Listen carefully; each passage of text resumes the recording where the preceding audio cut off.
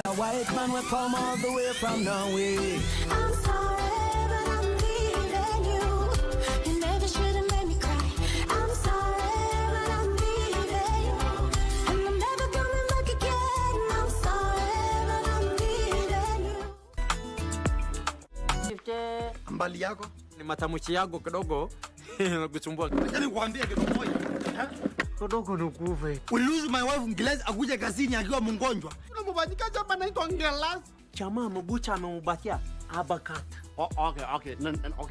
Mogaka hii. Akiangalia chu anabawa down gut. Funke macho hivi.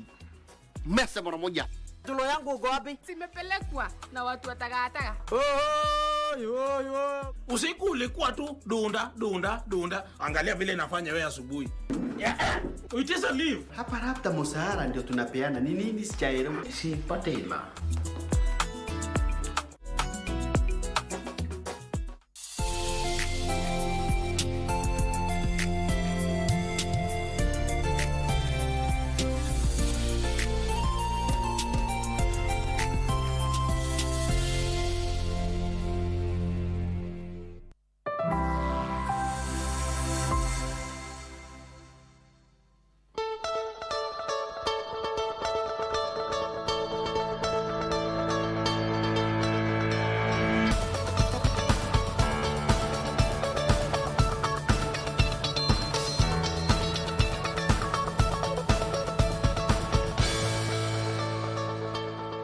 The 22nd day of April 2024.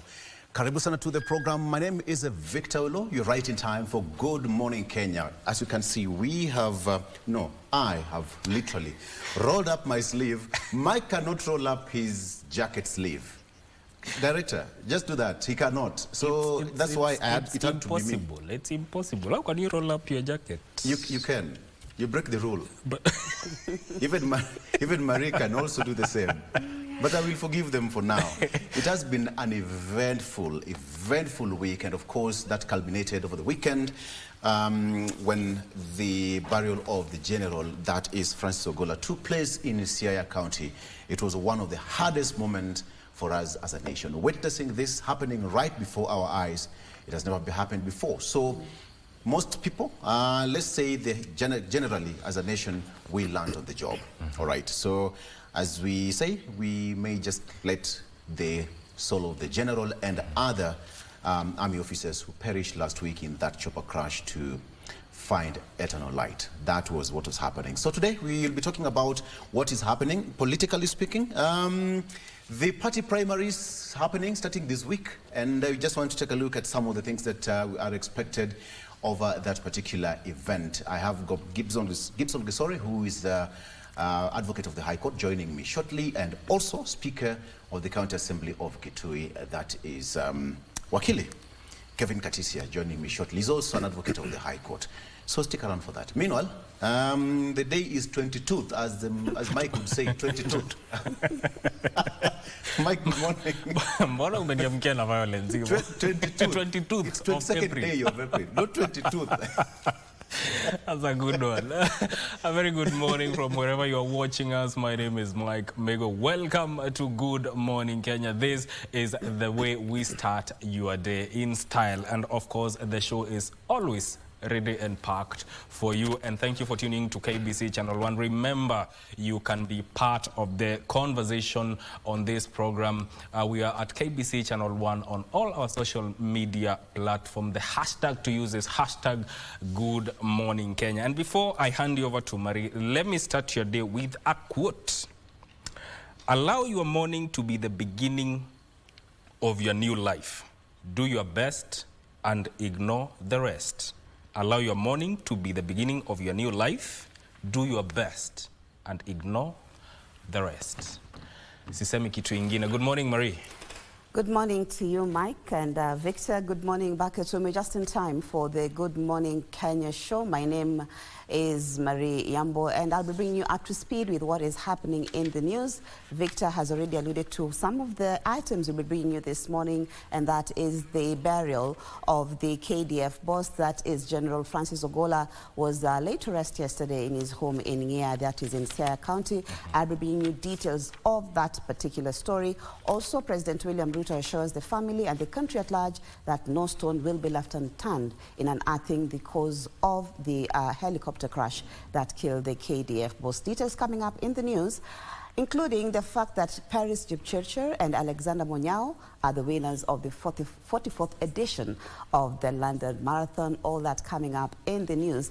But before that, you know what, Victor? The death of the, General Francis Ogola, came as a shocker, for the whole nation, definitely his family, but the whole nation at large. But I don't know whether I should say this. I did have some interaction with the late CDF at some point in life, let me put it that way. And people have been saying the way he was a down-to-earth man. And of course he was. I did have interactions with him. We were in class, so don't ask me how. But it so happened that during that time when Tulenda Gumbaru, can I put it that way? So him plus the former government spokesperson, that is Oguna, Francis Oweno. I do not know, for some reason we were all in the same class. So we did interact with him, or I did interact with him, and he was a very, laid-back person. You wouldn't even know. At that time, I think he was the commander. Was it the Laikipia Air Base? Commander Air Base, yes. Yeah, exactly. And so it is quite a sad moment, or it was a sad moment, but the family keeps on going through the sad events, and all we can do is to keep on praying for them, for that strength. And also, might I add, we must commend the military because of the way they blended the wishes of the family, the cultural rights, and also the military rights. It is this, as you said, this was a first, and it's not something, when it comes to events that are led by military, they are very precise. Yeah. But for me, what stood out was the turnaround time. Yes. This is 72 hours. That was happening at the all the way from Embakasi Garrison. Another thing was happening at the Ulinzi Sports Complex. Another thing was happening again in Siaya.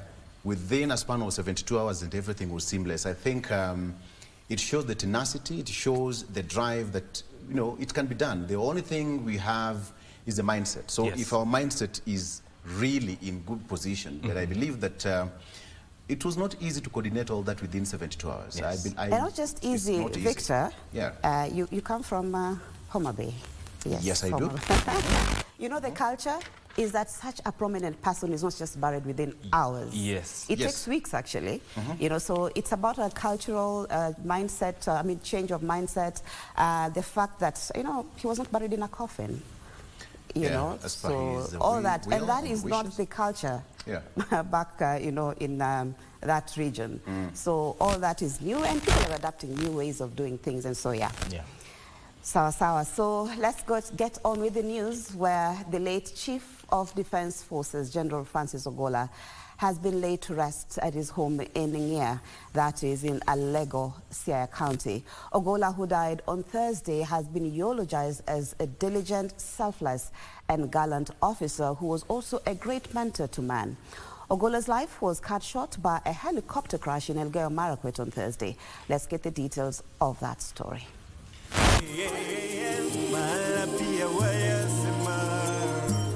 Senator Obama Kogelo Primary School played host to the funeral service of Kenya Defense Forces General Francis Ogola.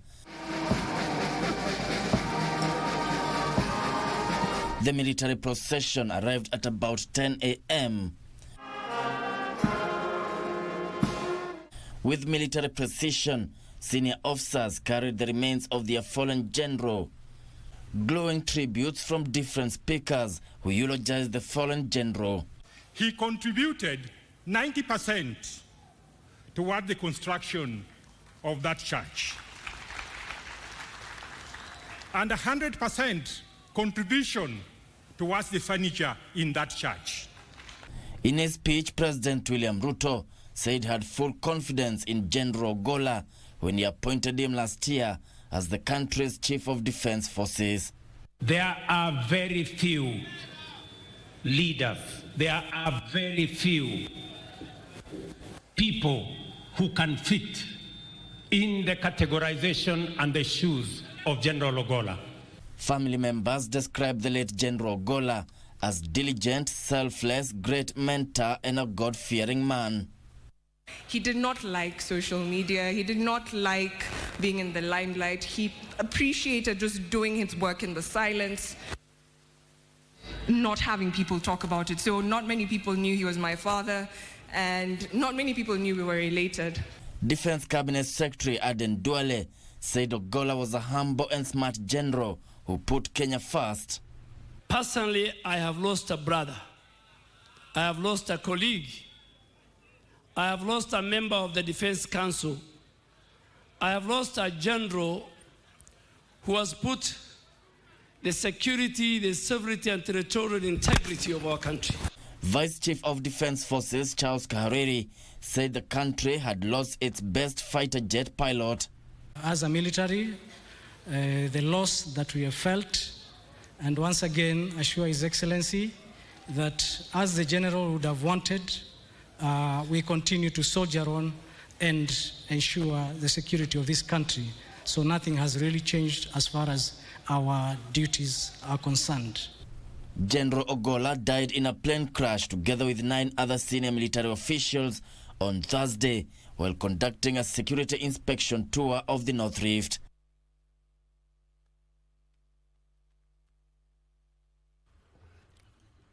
The fallen chief of the Defense Forces, General Francis Ogola, was laid to rest in strict adherence to the military protocol and the wishes he had left behind.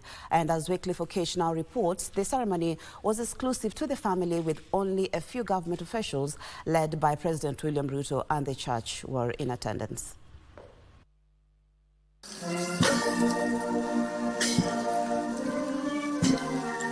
The remains of the fallen Chief of the Defense Forces, General Francis Omondi Ogola, were interred at 3:30 at his rural home in Ngia, Siaya County, in a solemn ceremony almost 72 hours after passing on Thursday by his wish.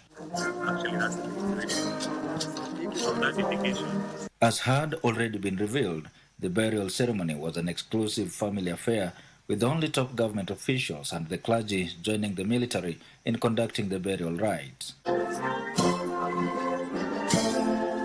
In line with his wish for a simple burial ceremony, he was buried without a casket, with his remains wrapped in a white sheet.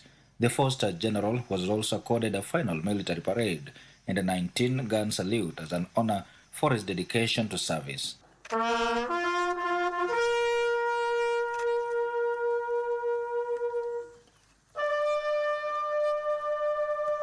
Instruments of service, including the national flag, the Kenya Defense Forces flag, and medals he was awarded during service, were then handed over to his widow to signify the general's service to the nation. The ceremony was presided over by the Anglican Church, with whom the dedicated soldier worshipped. For Channel 1, I am Wycliffe Okech. Thank you, Wycliffe Okech, for that report. Now, the fallen Chief of the Defense Forces, General Francis Ogola, was laid to rest in strict adherence. I think I've just taken that particular story, but let's move on, where President Dr. William Ruto has assured the country and the family of the late Chief of Defense Forces, that is General Francis Ogola, that no stone will be left unturned in unearthing the cause of the helicopter crash that killed the KDF boss. Now, the President has expressed confidence in Major General John Omenda's team to investigate the accident and deliver the true findings. Now, the President's assurance followed pressure from the opposition, who called for the details of the accident to be laid bare to remove doubts in the minds of Kenyans. Let's get the details of that particular story. Of the fallen Chief of Defense Forces, General Francis Ogola, did not go without political undertones surrounding the events of the August 2022 elections at the Bomas of Kenya. Defense Cabinet Secretary Aden Duale said General Francis Ogola had no intention to overturn the results of the August 2022 presidential elections. Duale said General Ogola was following the orders of his superiors. Honorable Raila Odinga was very right. Very right. And I came today to qualify his statement that General Ogola, a man he knows, would not have gone to Bomas. And the people who sent him to Bomas, some of them are here. There is this allegation that General Ogola went to Bomas to try and change the elections. If you accuse Orengo of me, you can accuse me. I can plead guilty. I know even when I went there, I was just overpowered. I was just overpowered. To confirm his innocence, Duale recounted that General Ogola shared text messages telling his superiors that he had no business at the Bomas of Kenya, but was ordered to remain at the National Tallying Center. And the 411 came while he was in Bomas, saying the results will be announced at 3. And General Ogola then again sent a text message and saying, now that the result will be announced at 3, as a general, as a soldier, what am I doing here? And he was told, stay with your colleague. That text message is there. Duale said the events at the Bomas led to the decision by the government to ban future members of the National Security Advisory Committee from delegating their duties to their juniors. The IG, the DG NIS, the Head of Public Service, PS Interior, PS Defense, CDF, PS Foreign Affairs, PS Treasury, and the Solicitor General can never again delegate the attendance of that membership to their juniors. Kiharu Member of Parliament Ndede Nyoro says that the government should invest more in agriculture by providing fertilizers to farmers, especially during this rainy season, in a bid to boost their produce. Speaking at a church service in Murang'a County, Nyoro also paid his tribute to General Francis Ogola, highlighting the General's exemplary service to the nation.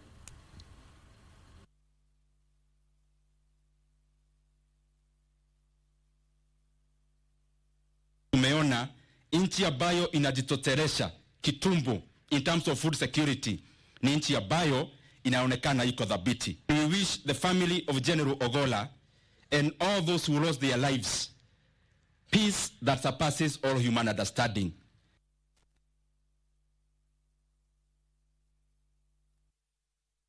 One person has been confirmed dead while 5 others are still missing after a boat they were traveling in capsized in Lake Baringo, that is in Baringo County. While confirming the incident, Baringo County Police Commander Julius Kirago said 23 church members, mostly youth from Revival Church, were en route to Kokwa Island when the tragedy struck. Kirago said 17 people were rescued and a search for the missing people has commenced.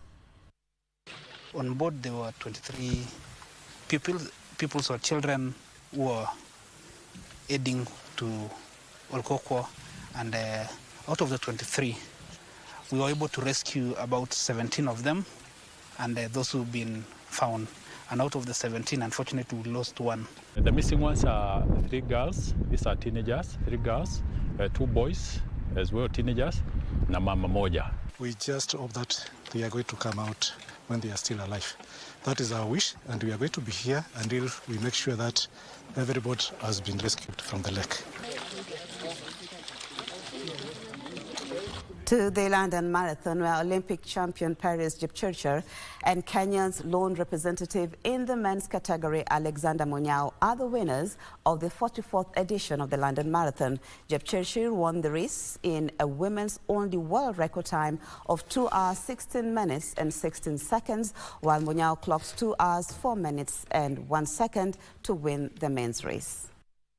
Perez Jepchirchir clocked 2 hours 16 minutes and 15 seconds to break the previous women's only world record held by compatriot Mary Keitany by 46 seconds. Chepchirchir won the race ahead of the world record holder Tigis Asefa and Kenya's Joycelyn Chepkosgei, who completed the podium dash. Former world marathon record holder Bridget Kosgei and her compatriot Sheila Chepkurui and Ruth Chepngetich finished 5th, 6th and 9th respectively. In the men's category, Kenya's Alexander Mutiso clocked 2 hours, 04 minutes and 01 seconds to win the men's title, relegating multiple world and Olympic champion in track and field Kenenisa Bekele and 2022 world marathon champion Ethiopia's Timera Tola to second and third positions respectively.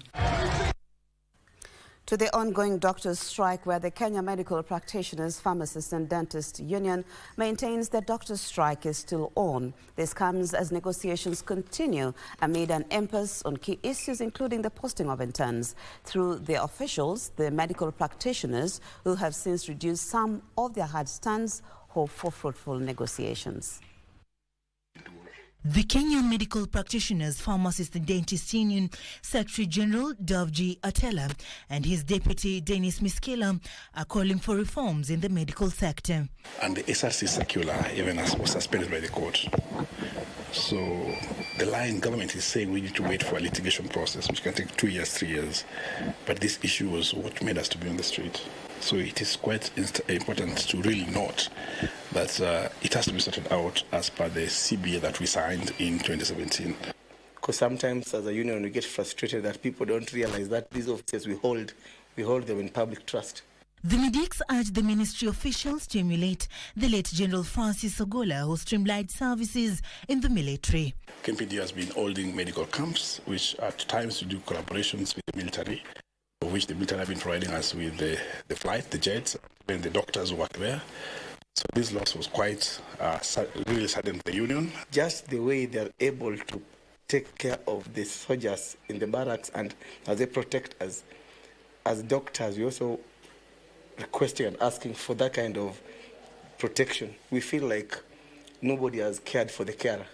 As negotiations on the ongoing doctors' strike continue, the KMPDU officials say they are determined to ensure a solution is achieved. We are not saying everything now. We can compromise and have a timeline of implementation of some of these things, but with clear-cut plan. We want doctors to be employed, so when they confirm to us that they'll employ, then we have to come up with the modalities of doing it. They can't say we're going to employ doctors and then tomorrow we have doctors. This comes as they push for the posting of medical interns. Government holds the stand they had before strike when it started negotiation, and even now. I think if that was softened and the letters began to be posted in batches as per the CBA. Their efforts are geared towards ensuring the implementation of the 2017 collective bargaining agreement. To sports now, and I hope this story is going to make Victor happy. I'm not so sure how Arsenal performed, but I think since Gor Mahia won, it should actually give him some solace. Well, FKF Premier League defending champions Gor Mahia registered a narrow 1-0 victory over arch-rivals AFC Leopards in an entertaining Major Derby match played at the Nyayo National Stadium. The Jonathan McKinstry Chargers currently top the league with 57 points, 19 points ahead of 8th place AFC Leopards. Gor Mahia took charge of the game from the onset, dominating the early minutes of the first half. Kogalo took an early halftime lead in the 30th minute thanks to Austin Odhiambo's goal.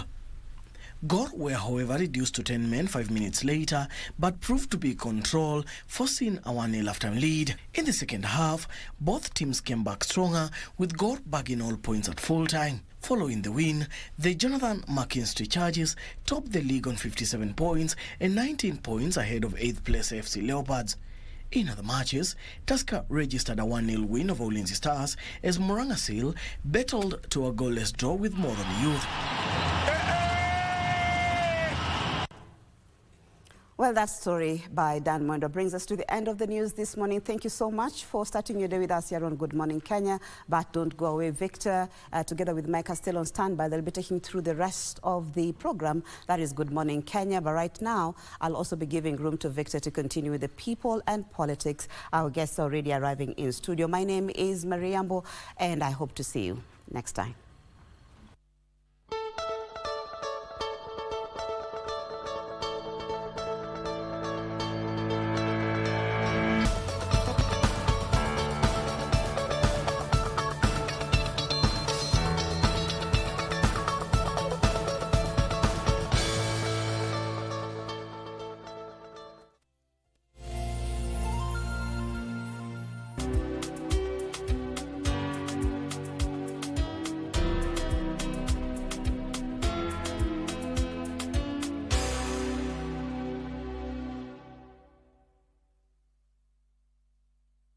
是你与女儿从来不与母亲来往的原因。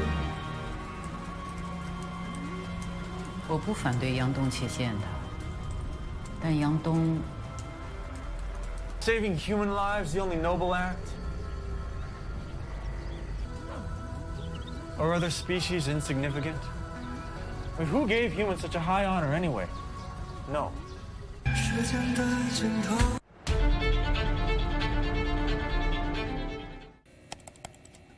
Technology has become a crucial part of our society. Without technological advancements, so much of our everyday lives would be drastically different. As technology develops, it strives to fulfill the changing needs of society. This means that technology exists to help us achieve the things that we wouldn't be able to achieve without it. Take on Tech looks at the advantages and downside of technological innovation in a world that is becoming increasingly dependent on new digital technologies. Every Monday at 10:30 p.m.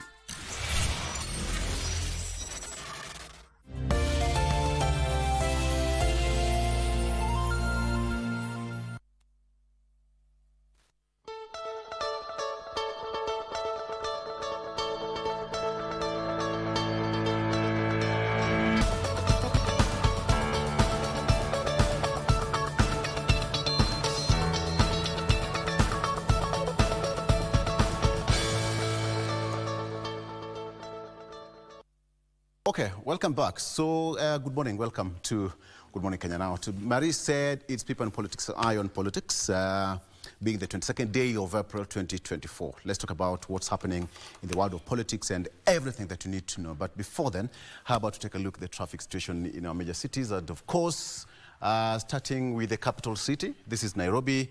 Let me start with the main highway here, all the way from that side of Western Circuit coming to the CBD, that is Wayaki Way, coming to Museum Hill, past Westlands Roundabout, looking pretty fine. Nothing really at this particular hour. Yeah, of course, that is now extending up to around University Way. As you get into the CBD, nothing much to report at this particular point, and that also extends to Uhuru Highway.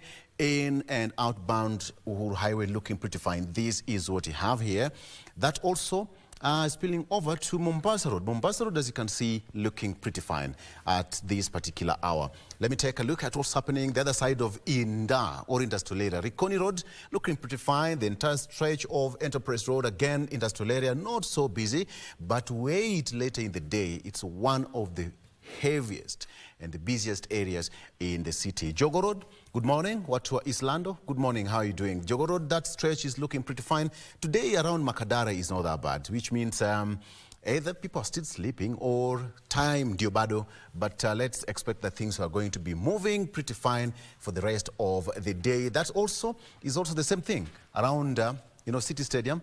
And as you join Landis Road, as you come towards around this area of Marikiti, again, today not so bad. The only problem is around here, but that is very normal. That's around Landis Road as you come towards Kenyatta Avenue, again, and Haile Selassie, I beg your pardon. That's where the problem is. But nonetheless, so far, nothing much really. Now, let's head over and check what's happening on Thika Road. This is it. So, it's a few minutes past 7 a.m. and here we are. The traffic on Thika Road starts at KCA University, slightly after KCA University, and also coming all the way past that. That's also affecting both the expressway and the service lane. See that? Past Madari Mental Hospital, and now everybody's now piling at around Mudhaiga Square here in the interchange. Now that also spills over to Kiambu Road, but today Kiambu Road si kubaya sana. Watu wa Kiambu Road, if you can come to work right now, yeah, this traffic looks like this, not so bad. So it's not headed towards DCI.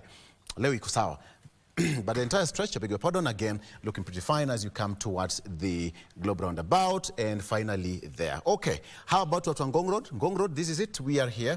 Nothing really. So Ngong Road, the entire stretch all the way from Kenya Science or Meteorological Department, Adams Arcade, coming towards City Mortuary, spilling over to Valley Road, and yes, inateremka vizuri until ufike Nyayo House. There we have it. Nyayo has or GPO, if you like it, GPO, okay?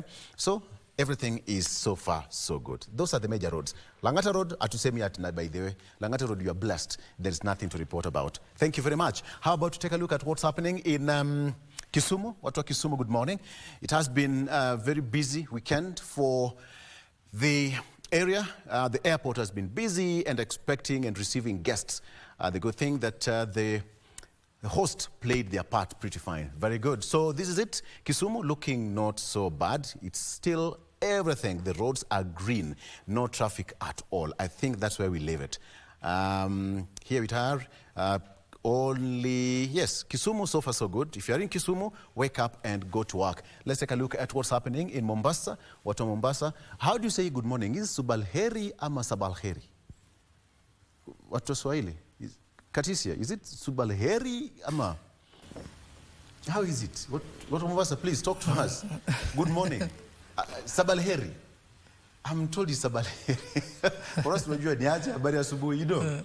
Yeah, that's how we do it. Okay. So Mombasa, again, nothing much to report about. The New Nyali Bridge looking so good today as we head towards the other stretch of Mwembe Tayari, Kongoya Market, not Mwembe Tayari, Kongoya Market, Kengeleni there, and that stretch heading towards Nyali Road as you head towards the Pirates Beach or Kenyatta Public Beach. That part looking pretty fine. How about to take a look at what's happening at the Likoni Ferry Channel?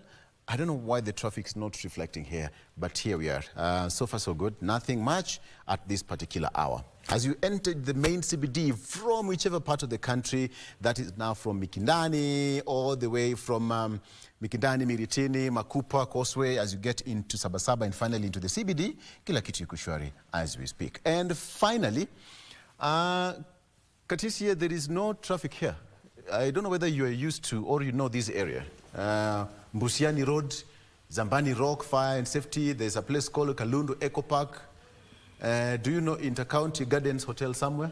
Mbusiani Road. Yes, I know every corner of Kitui town.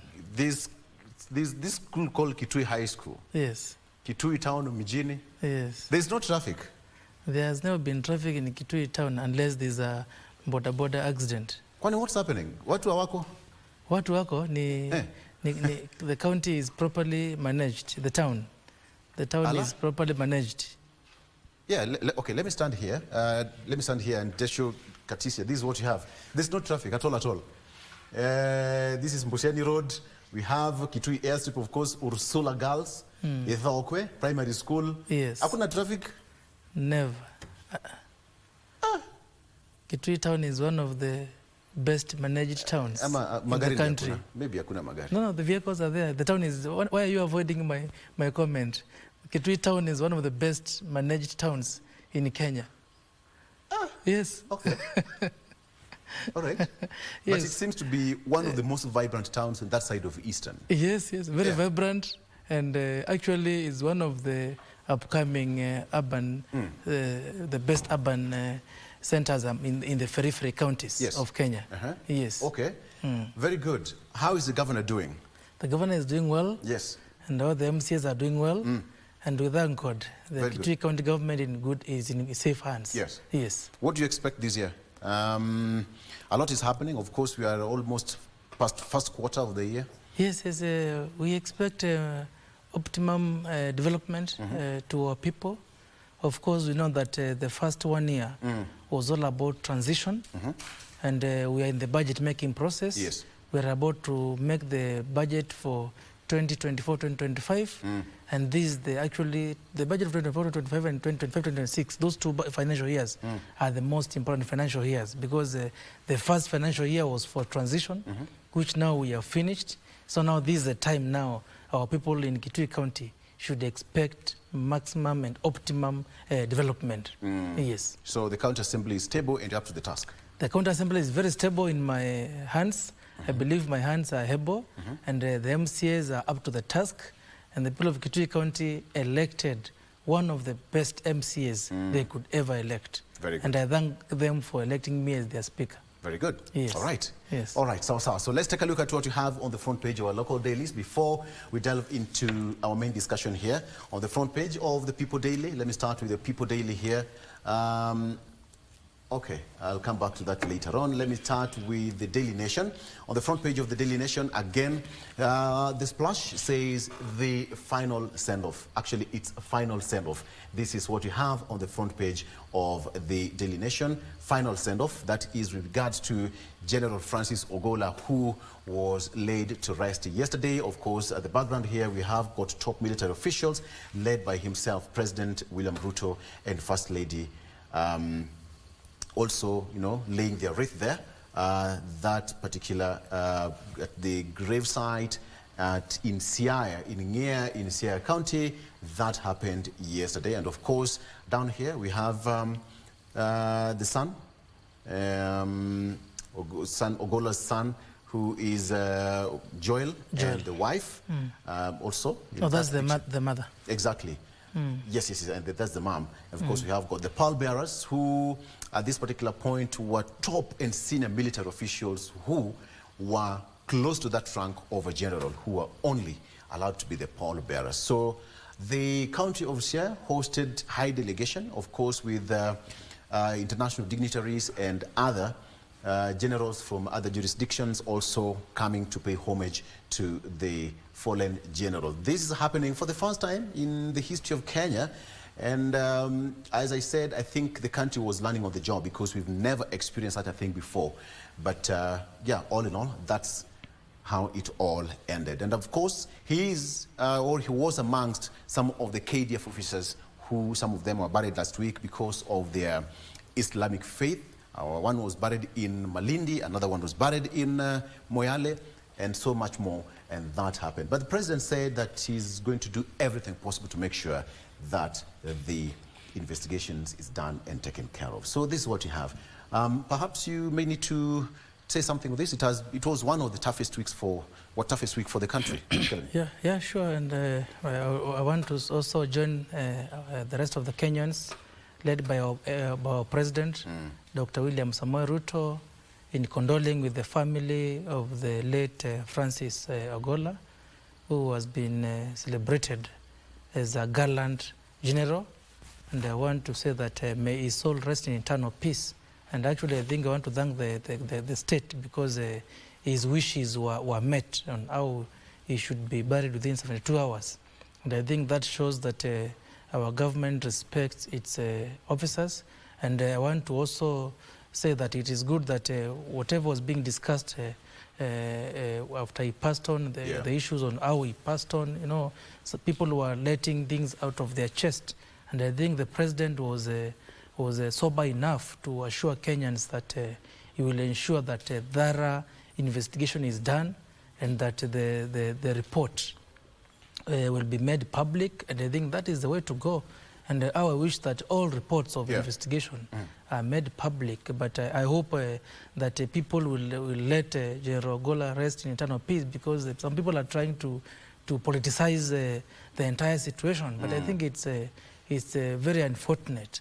One thing I can say as a Kenyan is that appointing General Ogola as a CDF by the president was actually, in my opinion, a personal decision by the president, because it was not a must for him to appoint him.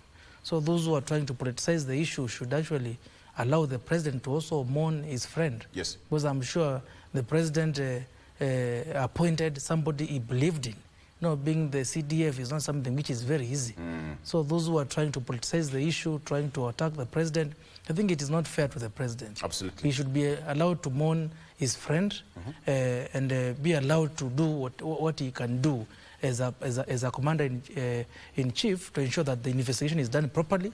But this is also a clarion call to our government to ensure that the military equipments, the police equipments are okay, because Victor, every other day, military officers or even police officers, they get involved into accidents. Yeah.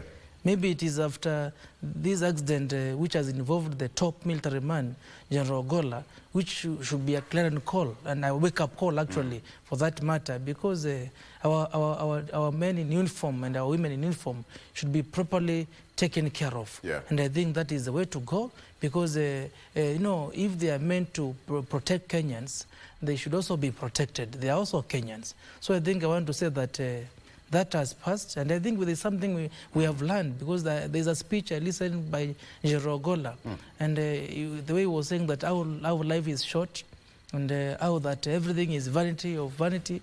And I think we should learn from him and appreciate every minute we are alive. You know, every day you wake up, thank God.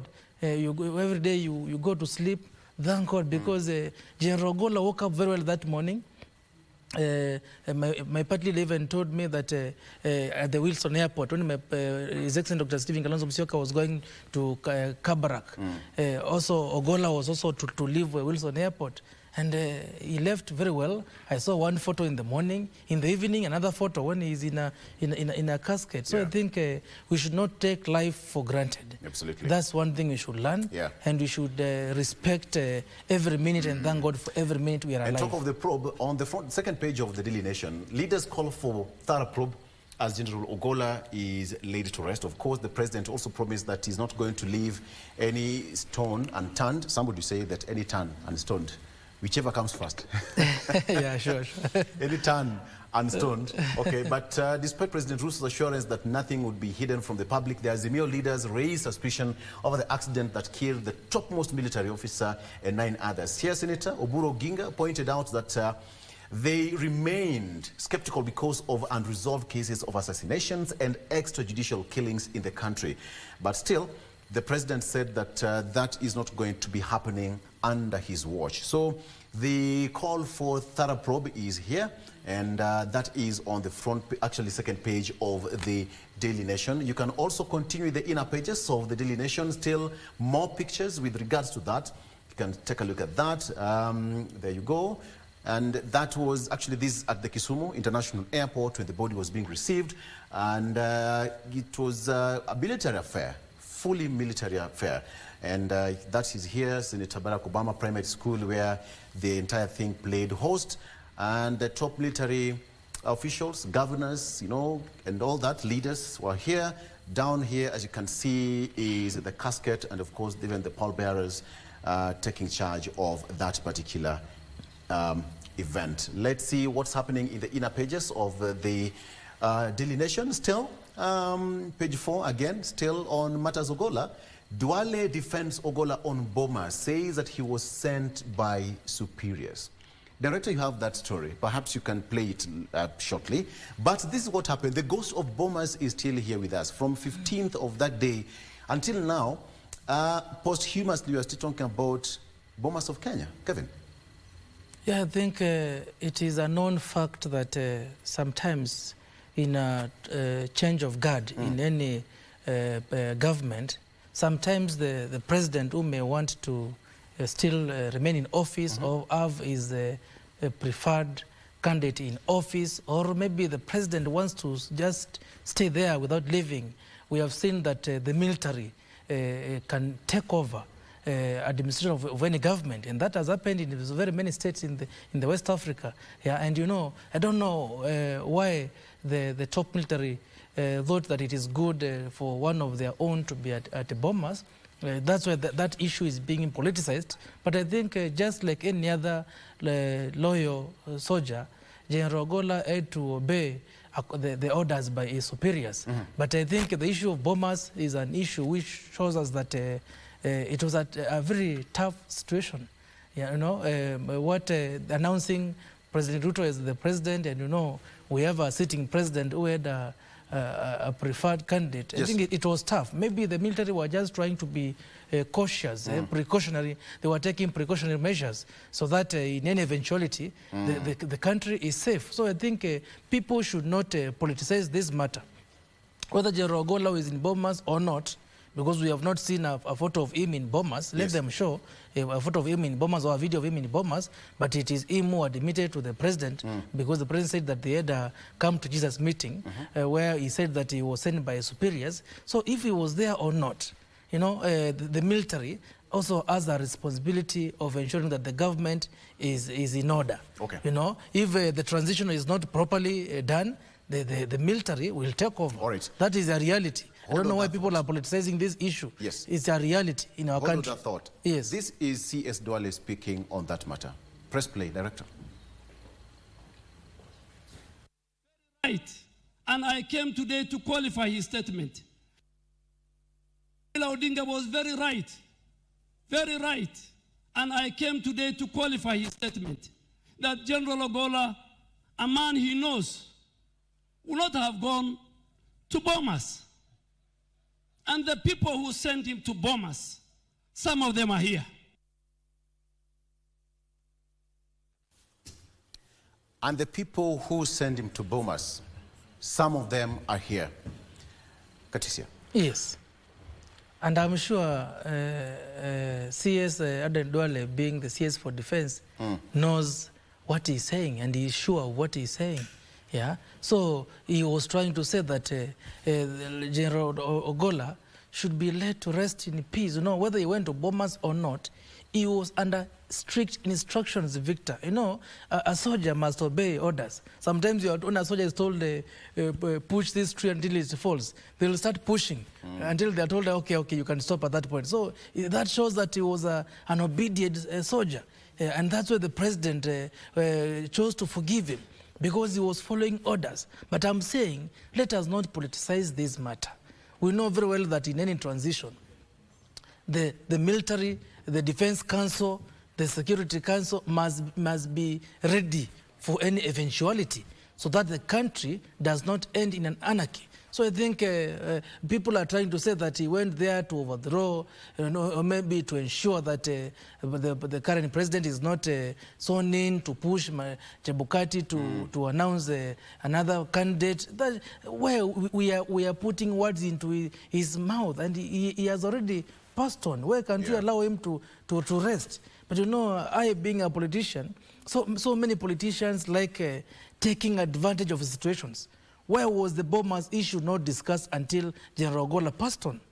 The president of Kenya was on record in a national television when he said on what transpired, on the conversation he had with the late General Ogola. Where are people now responding now? Where were those politicians when the president himself made those statements in a national television? Where are they now responding now after Ogola is gone? So I think it's fair that we avoid those politics.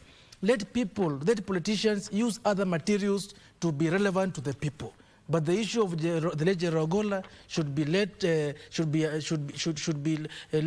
rest, because he is a man who has served this country diligently. And actually, if I looked at the military rules, I think that's the so-called Tonje rules.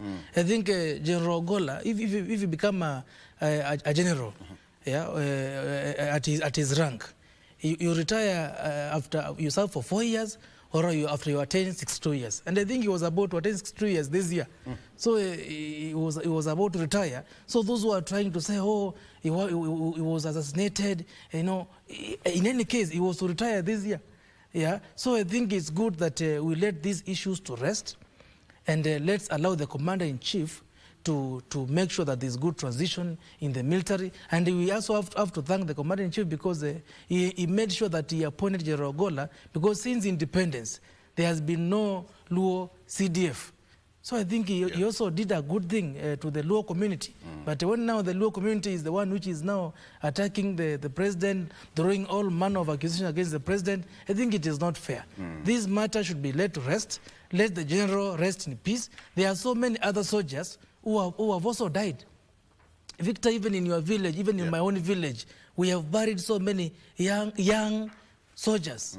Yeah. So I think this should be a matter, now that the topmost soldier has passed on, this should be a matter to be addressed properly by the government, and the president committed to address this matter, especially issues of soldiers, police officers getting involved in accidents, in crashes. I think this should not happen. Let the officers be maybe killed by the enemies, but not their own equipments which they are using. I think that should be a matter which should be properly investigated. And we thank the president, because the two survivors are being properly taken care of.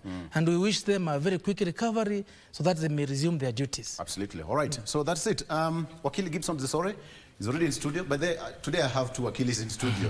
So they say if you are associated with 3 millionaires, you are the first one. Or even 2 millionaires, you are the third millionaire. So I'm the third lawyer in the house. Yeah, you're joking, Peter. Victor, we understand the joke. We're happy to transfer the legal knowledge to you by osmosis. By association. By association, right? yes. Okay, sorry, good morning. Good morning, Good to see you. Good to see you. That rain over the weekend. Yes. I mean, some other places in the country it actually flooded. You know? No, just in Syokimau. Yeah, the drainage system is wanting. Yes. Yeah? Understand the OCS is trying to do evacuation. I get it right. But for those who are affected, poleni sana, of course, it's not your wish. This is it. We've been talking about what's happening on the front page of the Daily Nation. Of course, it's not one of those easy moments as a country. The past 1 week, it came unexpectedly. I mean, losing 9 soldiers, 2 survivors, and of course, the general going down in the history of this country. A lot has been said, but yeah, yesterday is yesterday. We are in a new day today, but it doesn't hurt to give you a moment to speak about that. You're a brain, so you need to say something about that. Sure. Thank you, Victor. It is nice to have you on set again. Yeah. Thank you, my brother. Yes, I would want to say that it's a very sad incident when we received the news that our CDF had just died in a crash. The first one in the country. I think even in Africa, I don't know whether they say who has died in office, because the number of messages which were coming to condole with the family and the country at large, I saw quite a number of people, presidents, CDFs, high-ranking members of various governments. It shows that it's something which did not only shock Kenyans, but across the African continent. It came as a surprise, and everybody was indeed in shock. Having said that, I would want to say that it's indeed unfortunate that we lost Ogola in the circumstances we lost him, because he was a man who had taken the reins of power, and he was executing his mission. Everybody who came into contact with him said he was a great man. I never did, but I think if people can say that, can say as much, then we have no reason not to believe. Ogola was an Air Force pilot, and not only being an Air Force pilot, he was a man who loved God. I think that was very clear. Yes. He has been the military, I don't know, chairman for Christian section for, I think, the longest, from the earliest ages, and that was a unique man. A military man, also who has a Bible on the side, who was working with his Bible. So that shows he was a visionary man, and he was a man who was ready to lead with the doctrines of the Bible. They say the good ones go to the Lord. I think me and you and Katisio, we should check our ways. Should always check our ways. But nonetheless, we want to say that he did his part. We wish him a good rest, and we want to ask God to give the family consolation. That's the much we can say. The rest of the things which are being said around, they really don't matter as of the moment. Absolutely. Yeah. Now, for the sake of that, I think on the front page of that's what's happening on the front page of the Daily Nation. That's for your sake, of course. Final send-off. That's Francis Ogola. That is happening here. President and Mama Rachel Ruto there. On the front page of the People Daily, again. I don't know why People Daily is acting on me today, but I'll get it. Don't worry. Mimi ni ule msetu nasemanga hivyo. I'll get it. There you go. So that's end of a journey. There we have it. End of a journey that is for Ogola. Again. Anyway, let's forget about this one for a second. We'll get back to that. But let's take a break. When we come back, I'm reminded that there was a memo which was sent, and we got that memo. All of us in half jacket, Katisia and Gisore. We got that memo. If you got it right again. Oh, you have to wear the half jacket. Victor, today your sense of humor is very... you caught Katisia off guard. Let's take a break. We'll be right back with Boss.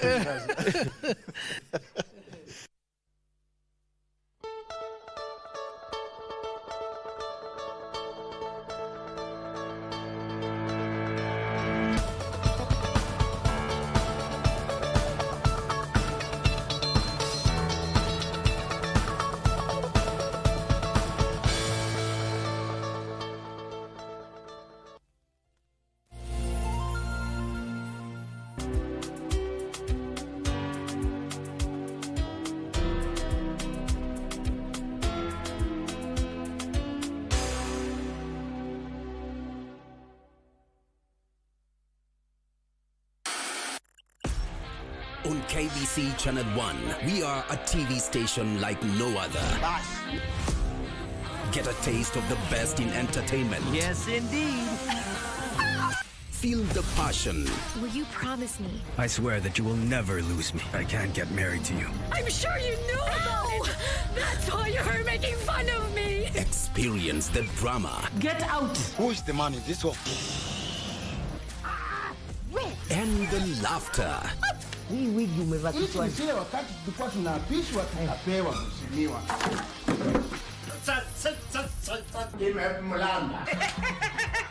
Move to the beat.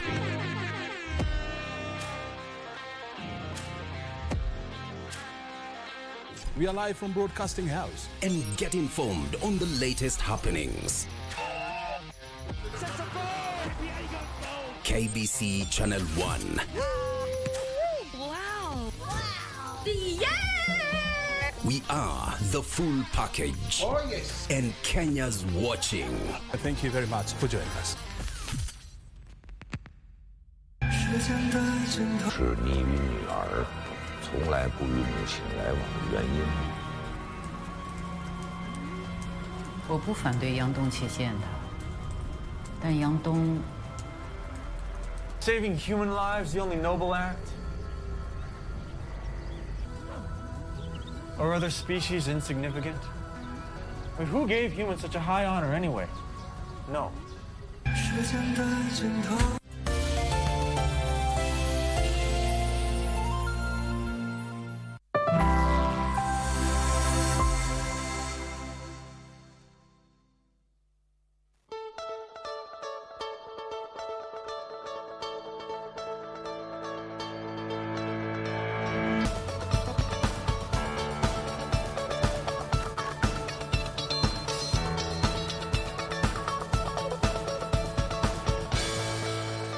Very good. Now, let me take you through the front page of the Standard newspaper. That's what's on the front page of the Standard newspaper here. Ruto promises thorough probe to allay suspicion. Ruto promises thorough probe to allay a suspicion. Of course, the president pledges that he is going to make public the investigation report, as others in a country with report as Azimio leaders, yes, as Azimio leaders pile pressure for answers on the death of General Ogola and others in a country with unresolved high-profile murders. This is more or less the same what is also on the Daily Nation, but of course it was one of the key pointers during that burial ceremony in near Siaya County. So the president said that he'll do thorough investigations to allay suspicion. That is what he have, and of course the front pages of the president, of course, dust to dust and all that particular moment. One of the hardest moments in a burial ceremony. It's never that easy. And of course, that is on the front page of the Standard newspaper, on the quick pages here. Again, still pictures and pictorials, again, for the sake of our viewers who are not able to get that. That is what's on the front page, and it's just pictorials on what really happened from A to Z, what really happened there in Siaya, the president, the mourners, of course, at the airport, the pallbearers, etc., etc. That is really what happened yesterday, and making the final journey, or a final salute, or final surrender, or whichever way you can coin it, for the general and others who passed on during that fighting. All right, so again, final salute, tears, pain, and heartbreak as Ogola buried. That was the situation there in Siaya. Ruto promises to make helicopter crash report public to allay fears. Bomas intrigues creep into Ogola burial. We will just discuss that. Gibson Wakili. Then again, let me just come back here and ask you two questions. The issue of making this helicopter crash public report, quite public, of course, and the issue of Bomas. A quick take on that. Making the helicopter crash public, it's really neither nor there, because we've had a lot of crashes, but none has been made public as yet, as I can remember. But if the president promises as much, I don't know. It will be the first one we'll be having on our record. We'll interrogate it when it comes. But I think it goes to the fact that a lot of stories are being said about it, and he wants to come to look like he's being held accountable and transparent, something which I think is very important. In any case, in every accident which involves an air crash, there needs to be an investigation which is conducted, only that we don't get to know what happens. Now, if the president says we're going to get it, then we hope it's what we are. It's going to be something which will be able to sit well with Kenyans. Yes. Because either way, it's neither nor there. A crash happened and we lost lives.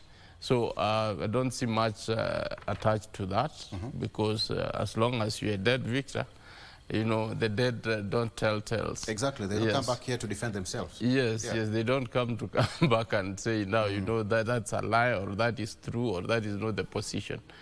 So basically, it's just to process the whole crash story to wherever it belongs. That is in history, because it already happened. In regards to the Bomas, the Bomas issue is one which is very contentious. I think when you mention Bomas, everybody jumps up. Yeah. What I would want to say is that thank the president, because he has taken a very bold step and addressed the issues as the head of state. As the rest of Kenyans, I don't think we have any right to start again pointing fingers, because if the president himself, with all the stories which are being said, went ahead and appointed him, I think that it makes the story to go to its logical conclusion that the president was indeed convinced that Ogolla was the man who he needed to serve, regardless of the stories. The stories do not matter. It's what the action of the president. And I think it was very clear that when he looked at his CV, he said, this is the most competent man. This is the man we need for the military. So we point fingers, or the fact that we were not there does not give us the right to just say anything. Yeah. Though politicians will be politicians, they will tell you one thing today, tomorrow they will tell you another. Just because they want, when they get to the mic, they get very sarcastic. They get some other ideas which they shouldn't, just and then again, you know, when somebody has passed, people mourn. People mourn in different ways. So it doesn't matter what they say, but for me, from where I sit, I just want to say that he was a good man, and the president saw as much and appointed him. Now he's gone. Let him just rest. Whatever happens at Bomas happened. Okay.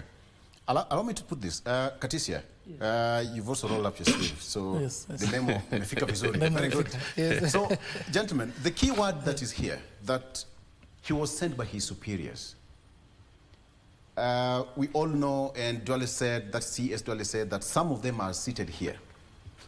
So who are these superiors who are superior to Ogolla then? Right now he's general. So who are these superiors to Ogolla, who some of them, which means some of them were not there and some of them were there? I don't know whether I'm putting you in a fix, Katisi, to answer this. No, it is a straightforward question, Victor, and I think, you know, if you're a CDF, of course, there's the minister, the CS for defense. So you should ask yourself, who was the then CS for defense? Then, of course, we know Ogolla at that time, he was the vice chief of defense forces. So there was a CDF, who was in office. So there are so many, and you know, there are also cabinet secretaries, all those people who sit in the Security Council. So I think Dwale knew, and you know, he's the CS for defense. He knew what he was talking about. That and it was very clear, even from what the conversation between the president and the late Ogolla, it was that Ogolla was following instructions from his superiors, because he was just the vice chief of defense forces. And you know, as a soldier, when you are told jump, you don't ask why, you just jump. You know, and that's why I was saying that this issue of Bomas is an issue which many politicians, as my brother Gibson has said, many politicians want to try to politicize this entire matter, but it is very clear that in military there is chain of command. Yes. Yeah, the immediate chain of command is your boss.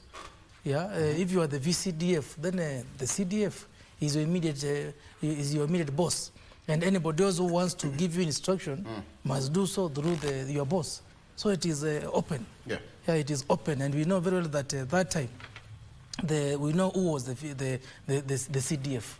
Yeah, and we know Ogola was the VCDF. So it is an open issue, which we cannot even talk much about it. But what I can say is that military issues are top confidential, and we should not even continue this discussion, Victor. Yes. Let us just... But my question is, how is it going to affect the 2027 general election, or even subsequent elections to come? Yes. You remember what Dwale said, that there's some officials who will not delegate or send their juniors to such kind of tallying center, Bomas of Kenya. How will this affect the subsequent elections? Gibson? I think that's a very good question now, Victor. I think that now should be able to be something we should be able to discuss. In law between me and Katisia and you by association, now that you've incorporated yourself, there's something called delegation. There are some responsibilities you cannot delegate. I think that's what Dwale is trying to invoke, whereby he's saying if he's trying to put that precursor that, you know, there was a CDF, but then Ogola was the VCDF, and it was sent. The same thing to the police. The police was, what was the name of the commissioner? Mutiambai. But Mutiambai was never there. It was the current guy who, I forget his name, who was also in Bomas, who was running the show. Not Kome. There was another, I've forgotten, the vice commissioner, the deputy commissioner, who was also present. So there is that issue. I think that issue must have come up, and people are like now, people are running away from their responsibility and sending other people to do things which they are not comfortable to do. So it's good that responsibilities rest in the seat of power, so that if somebody is to be thrown under the bus, it should be the person who is sitting on the seat, not somebody else who has been delegated. So when you delegate something which you cannot do yourself, it means there is mischief.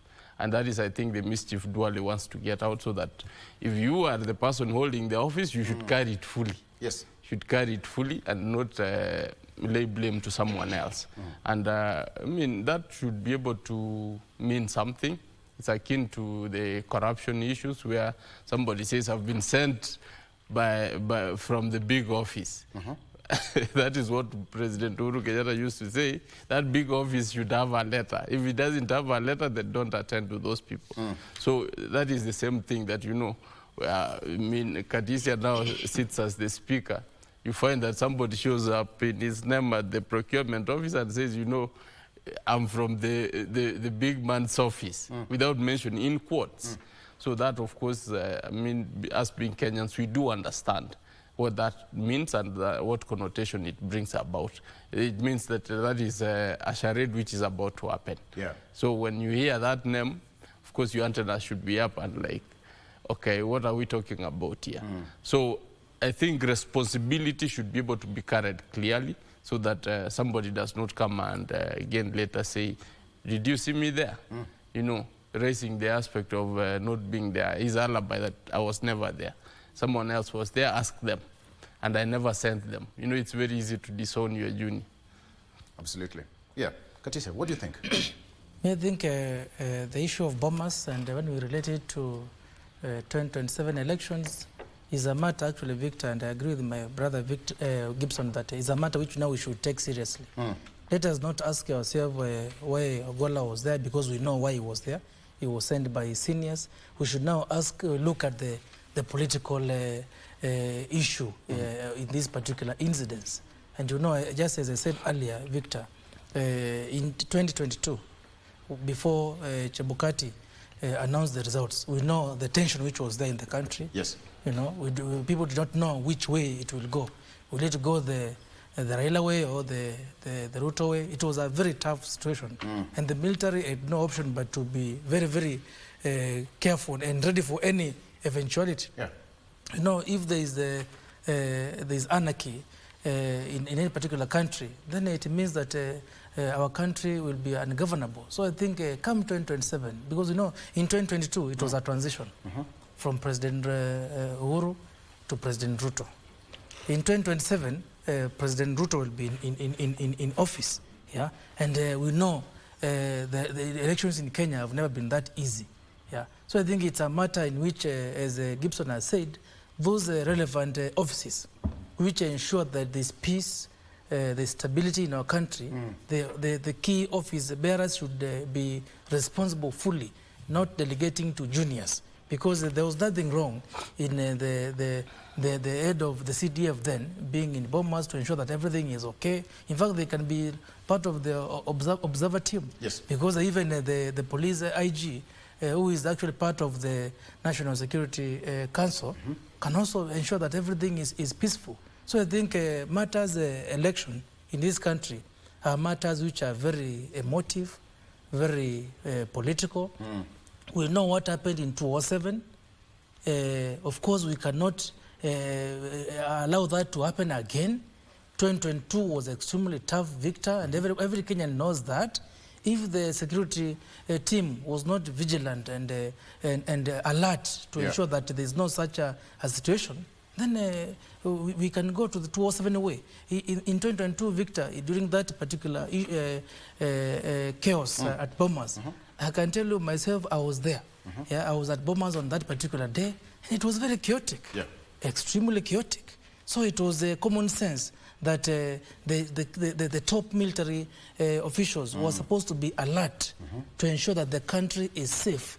And I think people were thinking that there will be some chaos or violence, but it was very peaceful.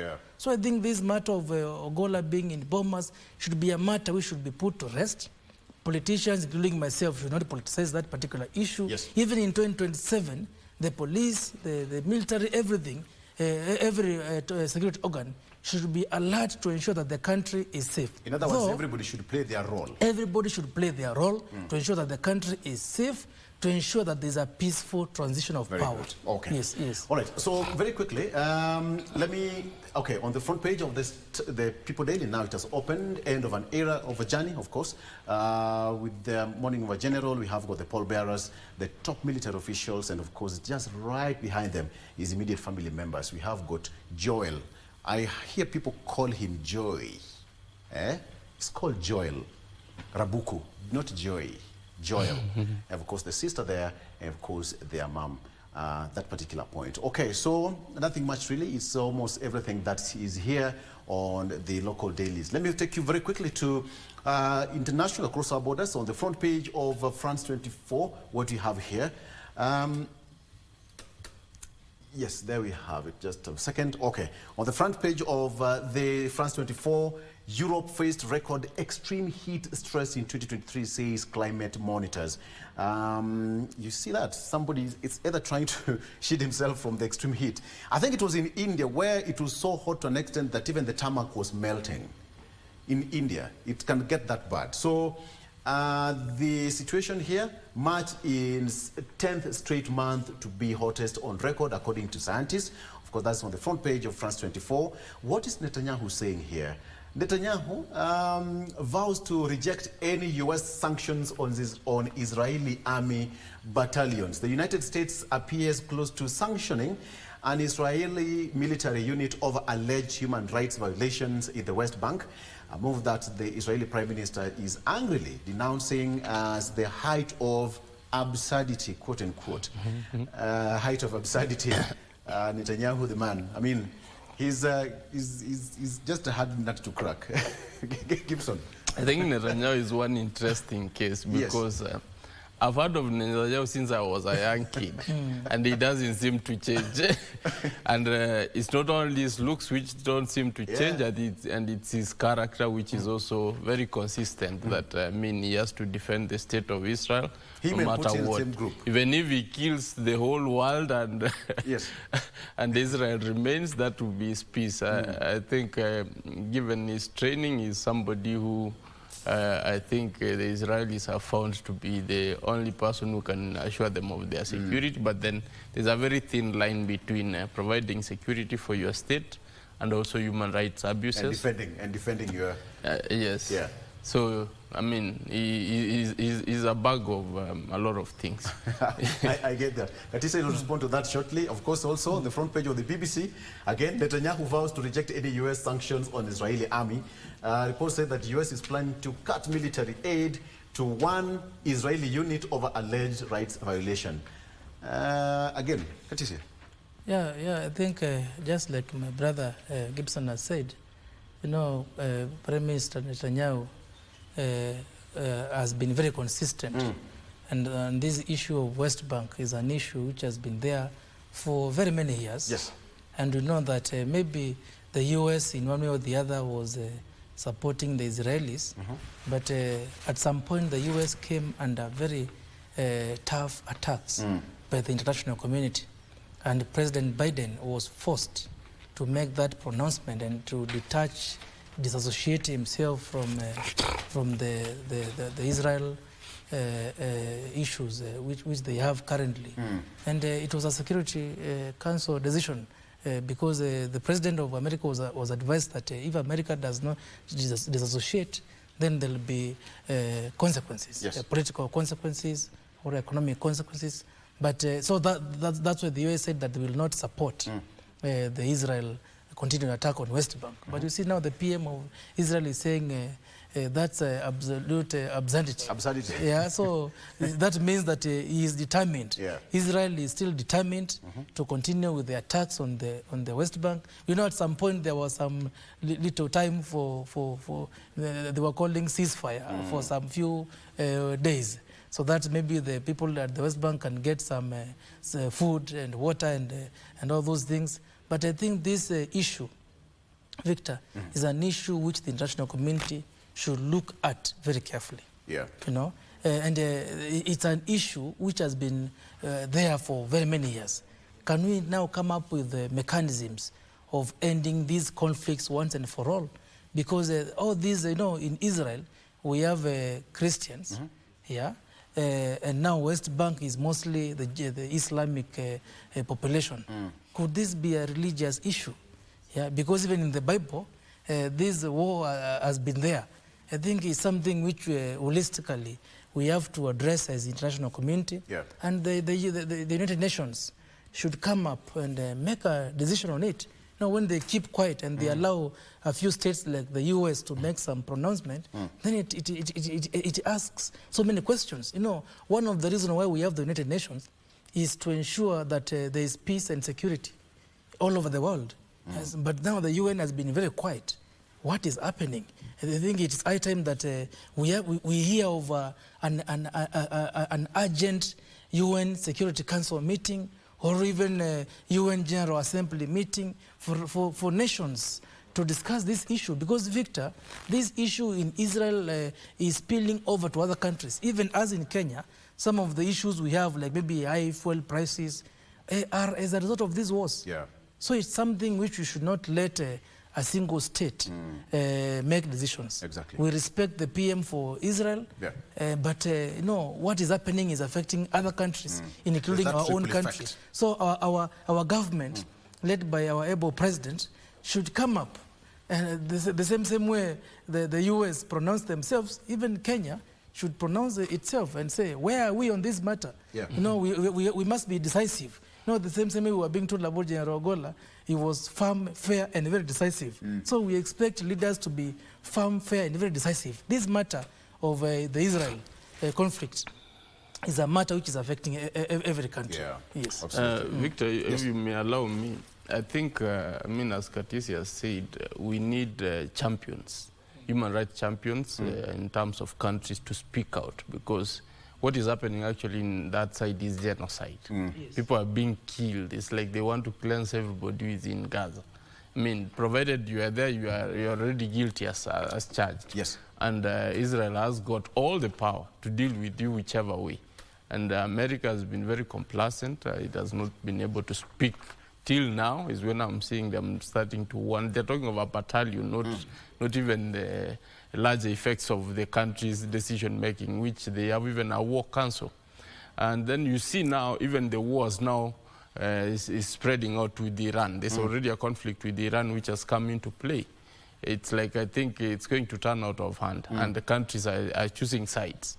Once we have those chaos in the Middle East, as Katisi has highlighted, those are the countries which produce 90% of the 90% of the OPEC countries come from that side. So it means the world fuel prices are going to skyrocket, and that will affect the well-being of every citizen across the world. So it's very important that that issue is discussed and put to rest. Okay. Kenya gave a statement in regards to the Iran attack on Israel, and I think for us as Kenyans, we also need to tread carefully because we do not have much of a footing in the international setting. And then Israel has been very supportive to Kenya. Yes. In every incident, in every major disaster we have had, Israelis have been the very first people to be even on site, even than any other neighbor. You want to remind us about the 1998 bombing? Yes, this is the 1998 bombing. Yes. There was the Kikambala bombing. Israelis were here first. Yes, and they fly from their country. They're not based anywhere in Africa. They fly from their country. Yes. They know that once Kenya is attacked, it's like they are brothers. They run fast. So that was, I think, something which, given that the diplomatic relations we have, we also need to tread carefully. Yeah. Because you don't want your friend who always comes to your rescue, you don't want to antagonize him. But then standing with the people of Gaza is also very important. I like the way South Africa has been able to stand out and even taken Israel to the ICC, and decision has been made, and they are continuously pushing. That is standing with Palestine. I think there's no any other country which has stood with Palestine like South Africa. I think Kenya sits in a very precarious situation. Yes, we sit in a glass house, we cannot throw stones. We are full It's very important we become a political on that issue, and I think maybe let South Africa take the lead and other countries to stand up against the atrocities. You said that you used a boat coming to work. Sorry, can you see something in this caricature here, cartoon here? What do you read this cartoon on the Daily Nation? There you go.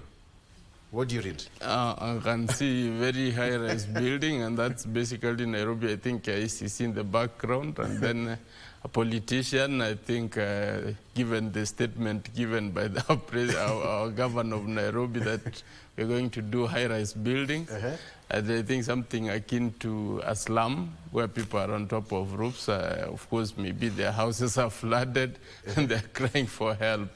So what I'm not sure, and there's a lot of rain, so what I'm not sure in that picture is whether the high-rise building or the solution which the governor is giving is the one which is going to sort out the issues of these people in the slums, or that is a clear picture of what Nairobi is currently. Is this Sakaja, or because when you see a yellow helmet, you have got a reflector jacket there and high-rise building plans? Yes, that has to be Sakaja most definitely. And it's on top of a vehicle. Not anybody from the Kenya Kwanza administration. I don't But the high-rise building, who gave the story? Okay. Yes. Katisia, and then it is Nairobi. You see some people here perched on top of their shanties. This must be one of the informal settlements. Yeah, sure. And I think I agree with Wakili Gibson's observation. The politician could be Sakaja, because he's also in UDA, so he can have yellow reflector. The helmet. It could also be the president, because now the president has been very passionate about the housing project. And even now the governor of Nairobi said that we need to have now high-rise buildings. So I think it's a matter of now addressing the issue of what are our priorities. Have we sorted out the basic issues of drainage? Yes. Or we want now to go straight to big buildings? But what is the main point here in this cartoon? The main point is that our people are still suffering despite the big plans which maybe our government wants to address. Our government should address the basic needs of our people. The right to shelter is a basic need. The right to food, the right to water. Those people who are in the roofs, do you expect them to have a good shelter there? Even our healthcare system is in a bad state, the doctors are on strike, and people are on the roof, chances are they'll get sick. So I think as the politicians are on top of the SUVs. In an umbrella. In an umbrella. Yes. Them, they are and okay. a helmet. And a helmet. You know, so nothing can happen to them. Yeah. But the people there, they are just raising their hands. I don't know to who. Because their hands are up. Maybe they are praying to God. I don't know. The situation has been so tough until now. They just want God to help them. So that's the way we are as Kenyans. What I'm seeing, Victor, is... Can we take a break? Yes. Let's take a break, because I can also see an SUV here, IRS building, it's raining, and all this is silhouette. You cannot see their faces, but we can clearly see who is here. Yes. All right? So let's take a break. We'll be right back. Gesori is so passionate about this. Say something about this. I don't know whether he's affected or are you somewhere here? Let's take a break. Those are my people. Those are your people. Let's take a break. We'll be right back with more. Stay with us. The Kenyan.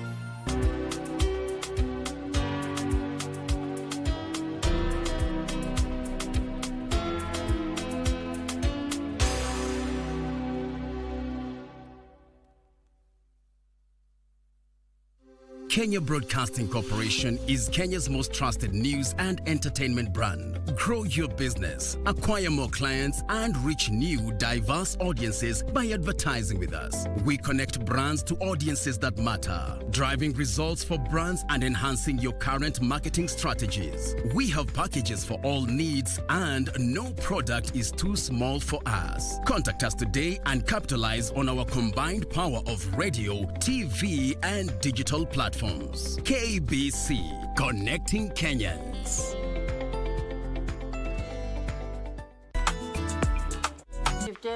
Mbali yako ni matamshi yako kidogo nakusumbua. Yaani kuambia kitu moja.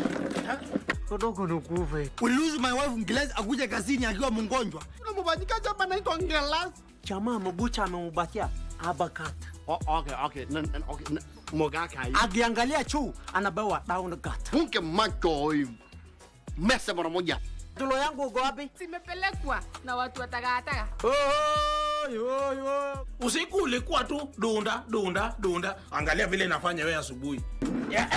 It is a leave. Hapa labda msahara ndio tunapeana. Ni nini sichaelewa. Sipate ila.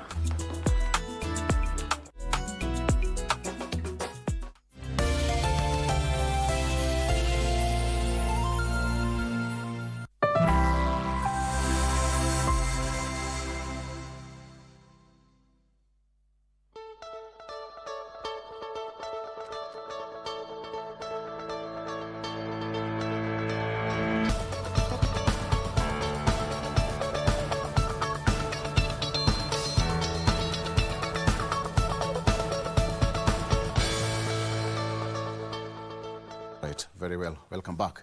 So, sorry, you want to say something about this before we wrap it up? Yes, what I'm seeing there is climate change happening, and the rains have come in. And of course, you've been caught unaware as our planning is wanting always. And the people are crying to the governor or the leadership, which of course now we are clear that that has got to be UDA, the ruling party. And the only decision they are being told, solution is high-rise building, my people. Whatever your situation is, we need to set up high-rise buildings for you so that even if it floods down there, you will be safe up. I don't know how they will get into those houses, those high-rise buildings. It's kind of an interesting situation. Somebody's trying to mock the decision-making of the country. That we are talking of high-rise building, we have not planned well. And for our people to be safe even wherever they are. Yeah. So even if you do a high-rise building and you've not done a proper urban planning, then that is still going to happen. So it's a mockery. It's a mockery. It's basically because a the planning of the city, yes. The population has risen so high. I mean, the kind of Nairobi we have right now It's not the Nairobi the designers and the planners had in 1970s or even 80s. Gisore and your relatives and Katisi and your relatives are moving all the way from Kitui to Nairobi. I mean, you'd imagine the kind of ripple effect. But that is why we have what government, so that you plan ahead for your people. This is it. But what I would take home is, if you look at their angle of elevation, look at that. So which means whoever is the Mheshimiwa here is somewhere slightly above them. So when they're raising their hands to someone who is somewhere high in an elevated angle on top of an SUV, and of course a sunroof there, tinted windows, etc., etc. Something to the leaders. Just do whatever you can where you can. All right, so we wrap it up. But then the party grassroots elections starting this week, I'm made to understand the ruling coalition, they're going to use technology this time around to use the tablets to, do the elections and all that, and remit that information to the relevant tallying center. So how is it going to be this time around? Let me start with you, Katisia. The grassroots elections, one of the most contested exercises in our democracy. Yes, and you know, Victor, these are grassroots elections for the ruling party. You know, in some regions, once you get the UDA party ticket, you are an automatic winner. If you go to my region where I come from, in Ukambani, and you get the Wiper party ticket, that's already you are above 40% towards a victory. And you know, there has been so many issues surrounding the UDA party grassroots elections. We know it was to happen some time back, but it was postponed. This time round, I've seen in the papers that it may be done in some areas on Friday this week, especially in Nairobi. And we have seen all those men of lobbying. You know, we understand the Nairobi governor, Sakaja, wants to become the chair of UDA Nairobi County. We have the MP for Embakasi North, the Honorable, I think it's Gakuya. Who wants to also become the chair. We know Gakuya is being sponsored by the Deputy President himself. You know, in the past there have been issues between Sakaja and the Deputy President. And you know, even in Mount Kenya, for example, the people who are actually up in arms trying to say, no, it has to be properly managed. Because they want to ensure that the best candidate wins to become the party official in the counties. So I think it's a very delicate matter by the ruling party. We believe that democracy will prevail. You know, party democracy, Victor, is not that easy. Some people want to impose themselves on others, but I think the ruling party should lead by example. If they are telling Kenyans that they are promoting democracy, let there be democracy within the party itself. And perhaps this is going to be a test to them. It's going to be a test to them. And now the idea of going digital. It's also maybe a test to how the 2027 elections may be conducted. Because we saw the various issues which were there in 2022. The issues of the KIMS kit, you know, failing at some point, and you know how they can be interfered with. Maybe, Victor, they are trying to prepare for 2027. You know, the UDA party, I can say, maybe they are trying to be ahead of the other political parties. Because in 2027, definitely, it will be mostly digital. So even at the party elections, it will also be digital. And you know, if you go digital, and you are registered maybe in Kitui, where I come from, and I am in Nairobi, I can still vote. But if you go manual, it means I have to go physically there. So I think digital is the way to go for all parties. But above all, I want to ask for democracy within our political parties, and also democracy in our country at large. And we wish all those contestants all the best. Because maybe somebody wants to become the chair of the party to do something, or maybe to ensure that they are still in control. So the ruling party will be in check. You know, if there's no democracy, then people will question their level of democracy. But if there will be democracy, then that is the way to go. There's also been a discussion on merging other political parties. That discussion at some point died. I saw in the papers on how ANC may be dissolved, you know, to join UDA. So all those discussions, I'm sure, are being done as we now near 2027, maybe UDA wants to be properly constituted, maybe at the party grassroots level, so that now as they engage other parties in the merger, which they want to have, or maybe the coalition which they want to have in 2027, so that they are properly organized. And we have seen all parties, Victor, trying to go out there to do grassroots party registration. Even my own party, Wiper, we have been out there doing a grassroots party registration. And after registration, definitely there must be party officials who will now be in office as we now prepare for 2027. How important is this for the ruling party? The first one of a kind, of course. It's very important. It's very important. But what I want to say is when I hear about party primaries, I remember the KANU old days where getting a KANU ticket or being a chairman of the district chairman of KANU was a very contested thing because it means the president can just call you direct and tell you mambo iko aje.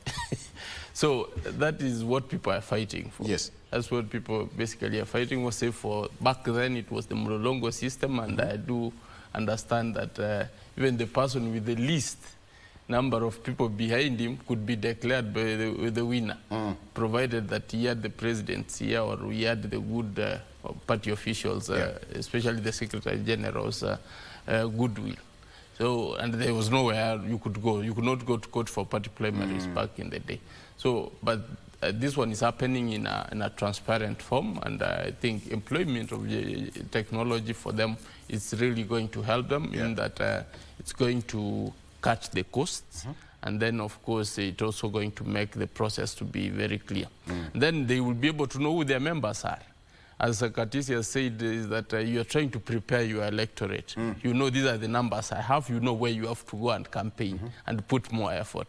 So basically this is just a precursor for 2027 so that the ruling party knows where it stands and where it needs to put more effort, so that now with the elected leaders they can be able to now put plans on how to convert those people into their side. And I think it's very wise, and every party should be able to do that. The other issue is that the part of the merger, then where you are weak, you're able to tell the other party which is strong, can you come, we incorporate so that we can work together towards 2027. And I don't think there's any party which is saying which will want to be left out of the big house when a government is being formed. So basically they're trying to kill two birds with one stone, and being very smart and being ready in good time. And of course we know the president is a good strategist. I think given the last election, he has been able to tell that you don't campaign at the last minute. You need to know who your votes are enough in the basket or not. If they are not, then you know where to put more effort. Yes.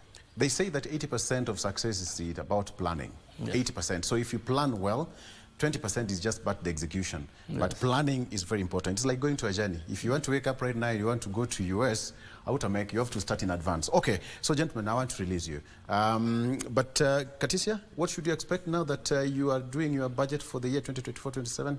Something that people of Kitui should be expecting? Close to them?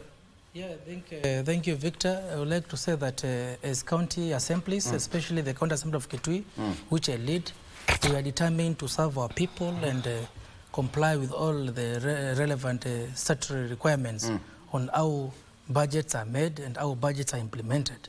Perhaps, Victor, I can also take this opportunity on behalf of the county assemblies of Kenya, say that county governments are not properly, in my opinion, supported by the national government. In the spirit of devolution, I want to ask the national government, led by our president, to fully support county governments. Victor, as we speak, some county governments like Kitui County Government, we have not, up to date, we are yet to receive, we received disbursements for January. So we are yet to receive disbursements for February, March, April. You know, we are now entering May. So how do we then do development? Yeah, we make budgets, but now budgetary implementation becomes an issue because the national government is not releasing monies to counties on time. Other government entities like the control of budget, sometimes, in my opinion, Victor, and I say this with a lot of respect to those offices which are independent, they are also like undermining and sabotaging and not effectively supporting county governments. Victor, we take payment approvals to these offices, and they take more than a month or even 2 months. If the money delays from the exchequer by more than 4 months, and then now when the money comes, you are requisitioning to pay a service provider who has done a development project, and the control of budget takes more than a month to approve, then we ask ourselves, do these national government offices really want devolution to work? As a devolution officer on the ground, I want to say that I want to request our national government to fully support county governments. It is so unfortunate that we are asking for more allocation from the national government, but the little allocation which we are being given is not even coming on time. I saw a very nice article by my very good friend, Senator Fernandi Shirargai, trying to say that the allocations to county government should even be more than 30%. Yeah? But this 15% is not even coming on time. So I think what I want to ask on behalf of the devolved units is that let county governments be properly supported by the national government. Let county government funds be released on time. Yeah. And let there be no sabotaging. Because, you know, Victor, every now and then you see shouting newspaper headlines on how county governments are doing badly, how the wage bill is high. We saw a wage bill conference last week, and they are only targeting the county governments. Why are they not telling us how the situation is at the national level? When the MCAs are being accused of traveling, whether locally or abroad, why are we not being told how MPs, senators, and national government officials are traveling? When they want to talk about wage bill, why are they only talking about the wage bill in the county governments and they're not talking about the wage bill in the national government? Because you're misusing the money. Because according to them, we are misusing the money. That's why they don't want to release this money to the county governments. I think it's a high time the people at the national level choose whether to go ahead with the county governments or dissolve them. Because you see, this open bias and open undermining of county governments is not proper.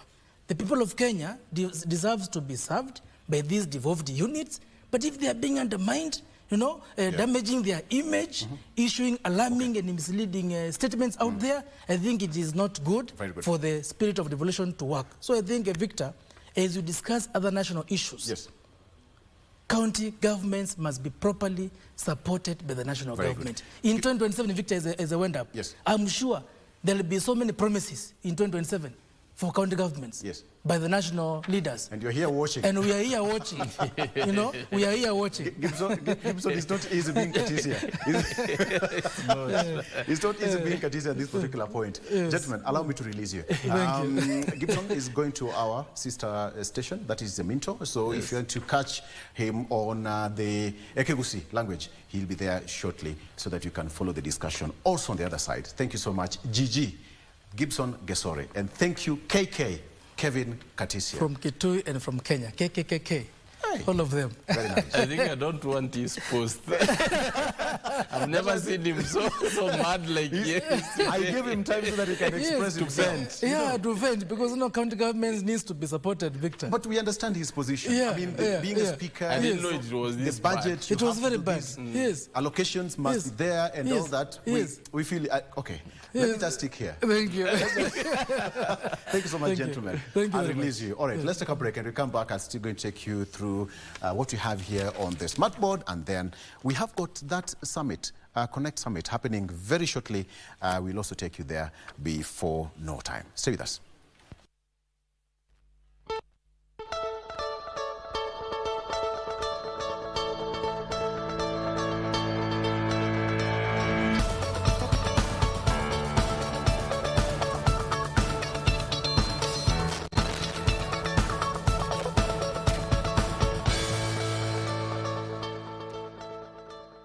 Okay, so let me take you through what we have on, we are done with this cartoon. So let me come back here and take you on, this is our website, of course, KBC. You can also find us on X. This is KBC. This is what you have here. You can also follow the discussion. This is Katisia, you know, passionately, before we took a break. Okay, Sawa. passionately making a point. Of course, you have got real-time information there and update in as far as this is concerned. The water situation and the traffic situation in the city is just something that not so easy for many people, and that's where we are. And yes, we hope something is going to be done very quickly. This, again, you can go to Google Play, Play Store, and download the app, the KBC app, and of course, listen or watch, whichever you want, in our website here. And of course, Kenyan medic convicted of terrorism to no fate today. This is in as far as matters terrorism and law is concerned. You can also take a look at that in the website. You can download. We have got radio stations there as much as you want. You can also watch and check on what is happening. For example, here, a terror convict charged with planning to establish an ISIS caliphate in Kenya and the East African region in 2016 will know his fate today. Of course, the Nairobi court is set to decide what sentence to hand down to Mohammed Abdi Ali, alias Abu Fida, alias Abu Shuhada, alias Abu Ramzi, who was on April 12th charged with being a member of ISIS terrorist group. So he's going to know his fate today, and we'll be waiting to get to that information. So as far as this is concerned, you can also go and get your app. Of course, we have got radio services. You can listen live, tune in, online, and that. There we have it. We have got different radio stations, Radio Taifa, English service, we have got Pwani, etc., etc. This is where Gisori is going to Minto. Yeah, this is what you have. So let me stand there. Very good. So it's going to Minto. You can take a look at that particular chart and read what you have. So that is as far as that is concerned. And finally, if you're just watching and before you leave the house, let me take you again coming back home. This is just posted a few minutes ago. African Education Ministers converge in Nairobi for key summit. This is quite important for the education sector. African Education Ministers converge in Nairobi for key summit that is led by C.S. Machogu himself, who is now going to play the host. Education ministers from 12 African countries will converge in Nairobi on Monday for the 6th forum of the Membership for Skills and in applied sciences, engineering and technology, that is PASET.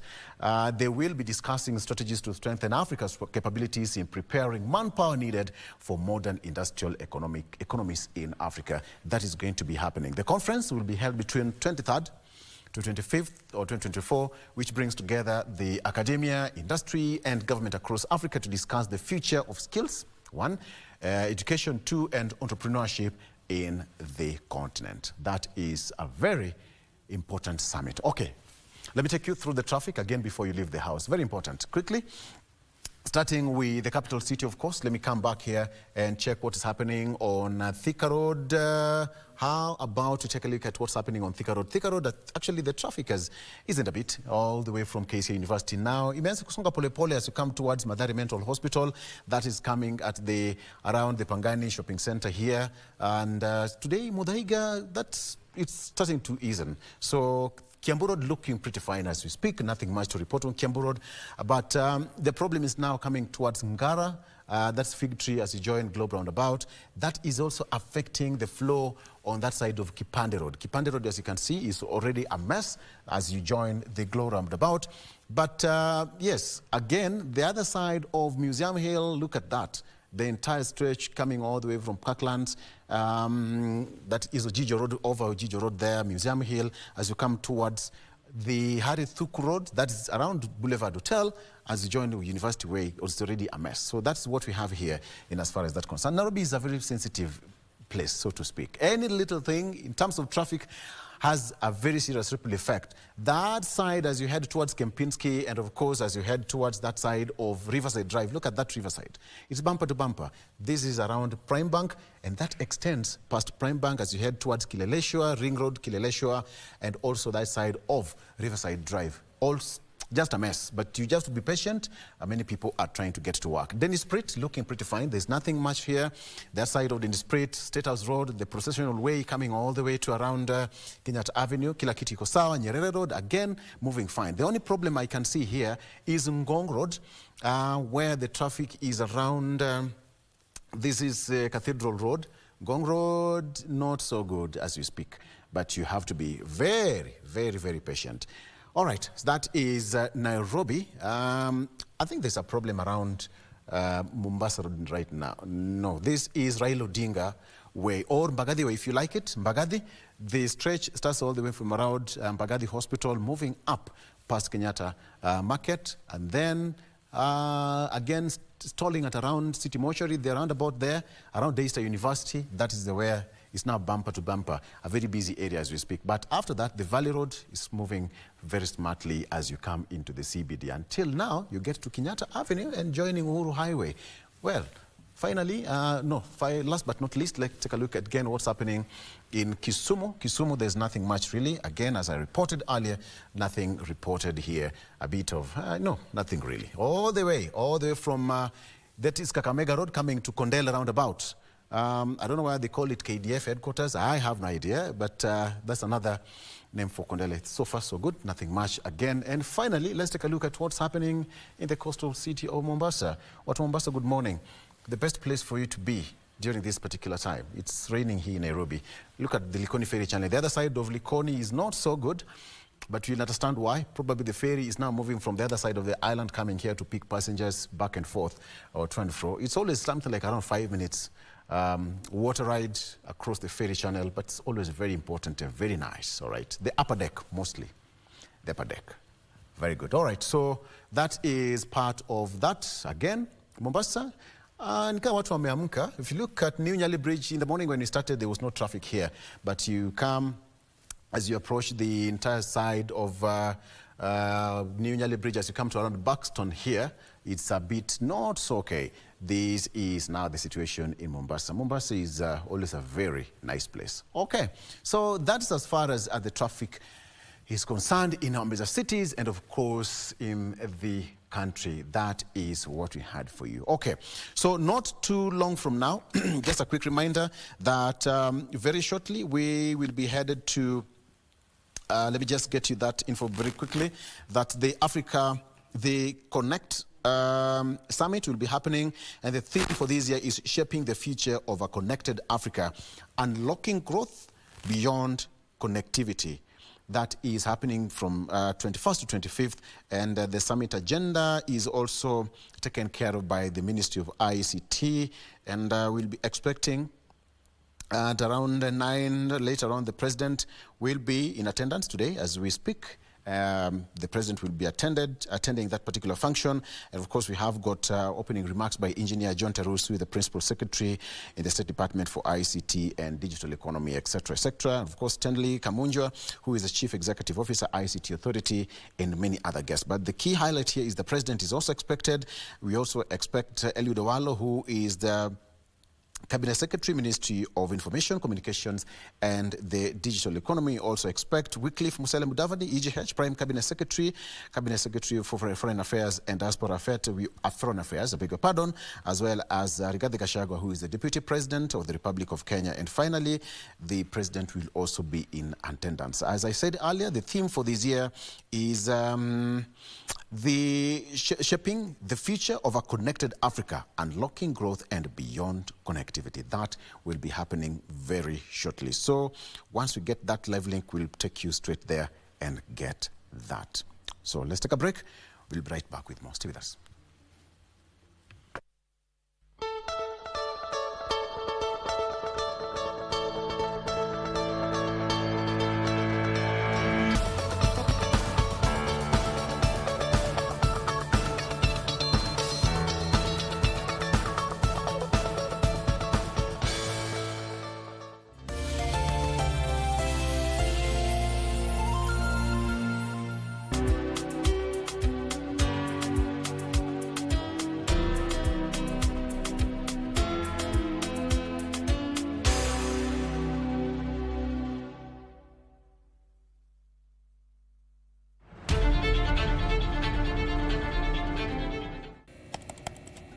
Technology has become a crucial part of our society. Without technological advancements, so much of our everyday lives would be drastically different.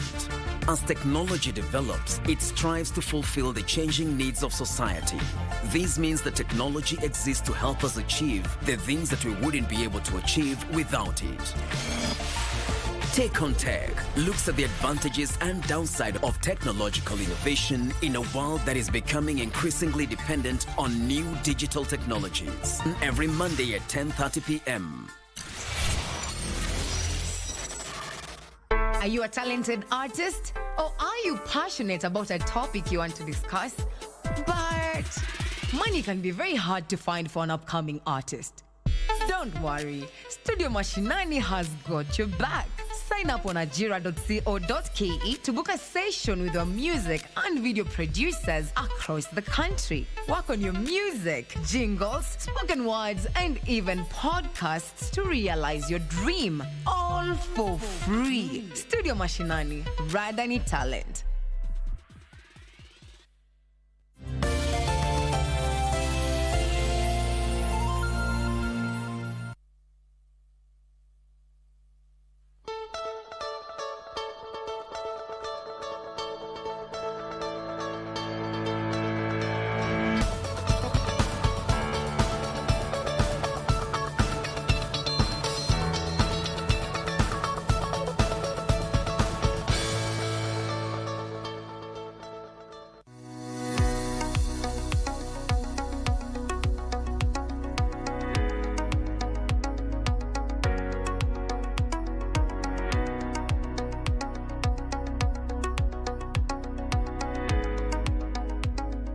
Sickle cell warrior, proud of it.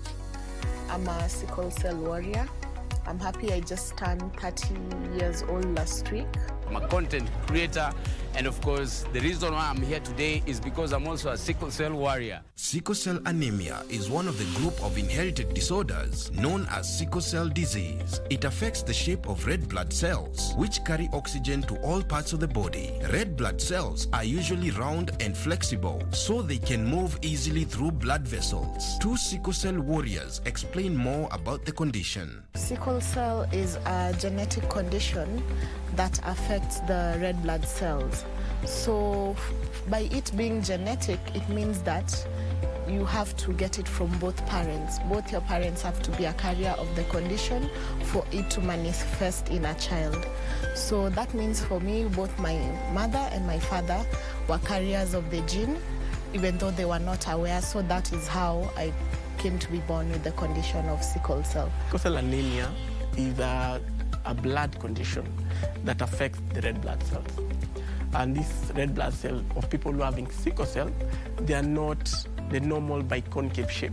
Biconcave, I mean, in biology we were taught how it was. It was round, but not round, a circle, but it's a biconcave shape. Now this shape helps it to go through the veins, the arteries, and all that.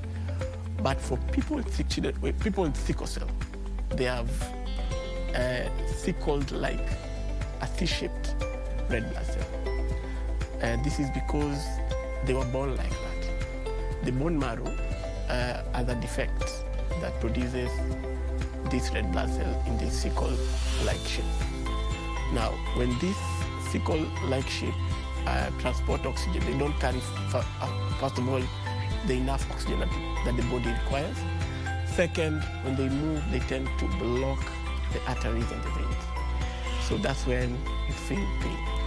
Yeah, because when it's blocking somewhere like here, that means this area is not getting oxygen. So organ damage is a very common occurrence in people living with sickle cell. And any other, and pain is a sign that you have sickle cell crisis. According to the World Health Organization, WHO, 2/3 of people affected by sickle cell worldwide live in African countries. It is the most prevalent genetically acquired disease in the region, and the survival statistics are stark. Despite its disabling effects, which can include severe pain leading to infections and fatigue, it gets less attention than it merits. I came to know that I have sickle cell a bit later in my life, maybe when I was around 10 years old is when I started noticing I'm going to hospital a lot. Then I started listening in keenly to what the doctor was saying and my mom was saying. And they would call me a sickle cell patient or a sickler at that time, of which right now we don't really use that word. We prefer being called sickle cell warriors. So I wanted to know more about it and understand why really do I have to keep going to hospital, going for appointments, while even other kids are just in school. I find myself that most times I keep falling ill, getting like infections, like chest infections and all that. So that's how I came to know about sickle cell. So as I was growing up, I just came to know more and more about it. The first thing for me that stood out is the way I'm different from others is that apart from getting sick a lot and needing to go to the hospital regularly, I had jaundice, which was causing my eyes to be a tint of yellow, which was different from other kids. So even in school, I remember this created a bit of concern because when you're a child, you never really want to be different from others. So for me, that was the first thing that really impacted me, whereby I felt a bit of insecure about it. But I just tried my best because now I started trying to understand how can I get rid of jaundice or maybe feel better. Then I was told always drink a lot of water, so that's how I incorporated that practice in my life, just drinking a lot of water, eating a lot of green vegetables, even though as a child they were disgusting, you know, those mboga kienyeji and all that. I did my best. Yeah, even eating healthy, keeping warm. Like when I used to go to school, I'd have to wear a t-shirt under, you know, the normal school uniform. So those are just things that became part of my normal practice, which maybe for other people were not normal, but for me, I knew that I have to do this for my well-being. So that's just how growing up with sickle cell was for me. I was diagnosed with sickle cell at the age of 7. And at that time, even Kenyatta Hospital had no diagnostic machine for sickle cell. So I remember we being referred to Makadara, which is Coast General Hospital in Mombasa. That's where we found out that I was having sickle cell anemia. It didn't come as a surprise because my cousin the same age was diagnosed earlier, I think 8 months. For me, it was 7 years. So then at that time, I think there were 2. Another cousin was also small and also had sickle cell, so we had 3 in the family. So it was not a surprise, but it was not. I didn't know if it was a bad disease or so. I remember that day my mom telling me, you have sickle cell anemia. I'm like, maybe it's like just any other disease. Until the pain episode started. Some of the symptoms of having sickle cell anemia, definitely when you're a child, you find that you're prone to falling ill a lot. So when you go to hospital, that is when the doctor will want to check and see maybe there's an underlying condition, and they do a screening test. So the only way someone can identify that you have sickle cell anemia is by screening.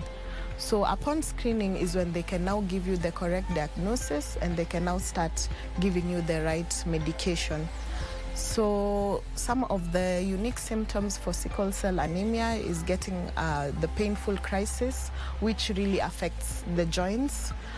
It usually feels like when you knock like maybe your knee or your elbow at a like glass table or at a sharp edge, you know, that daunting pain. So that's how a sickle cell crisis feels. It just feels like such kind of a pain moving around in the body, though some describe it as like broken glass moving around in the body.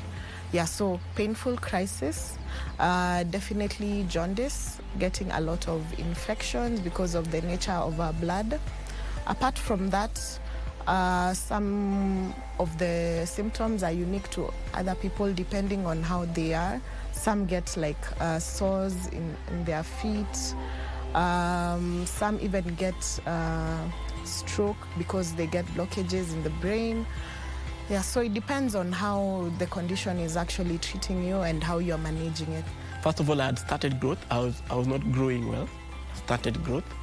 My eyes were yellow all the time. Yeah, it's something to do with the way the liver, the bilirubin works. So you find that we have jaundice. So jaundice is the first sign. Then this pale, you don't have enough blood. Yeah, like a normal male is 14, the HB is 14. All right, very good. So we are here, and as I earlier mentioned, we are going live to Uhuru Gardens, where we expect to have that live link.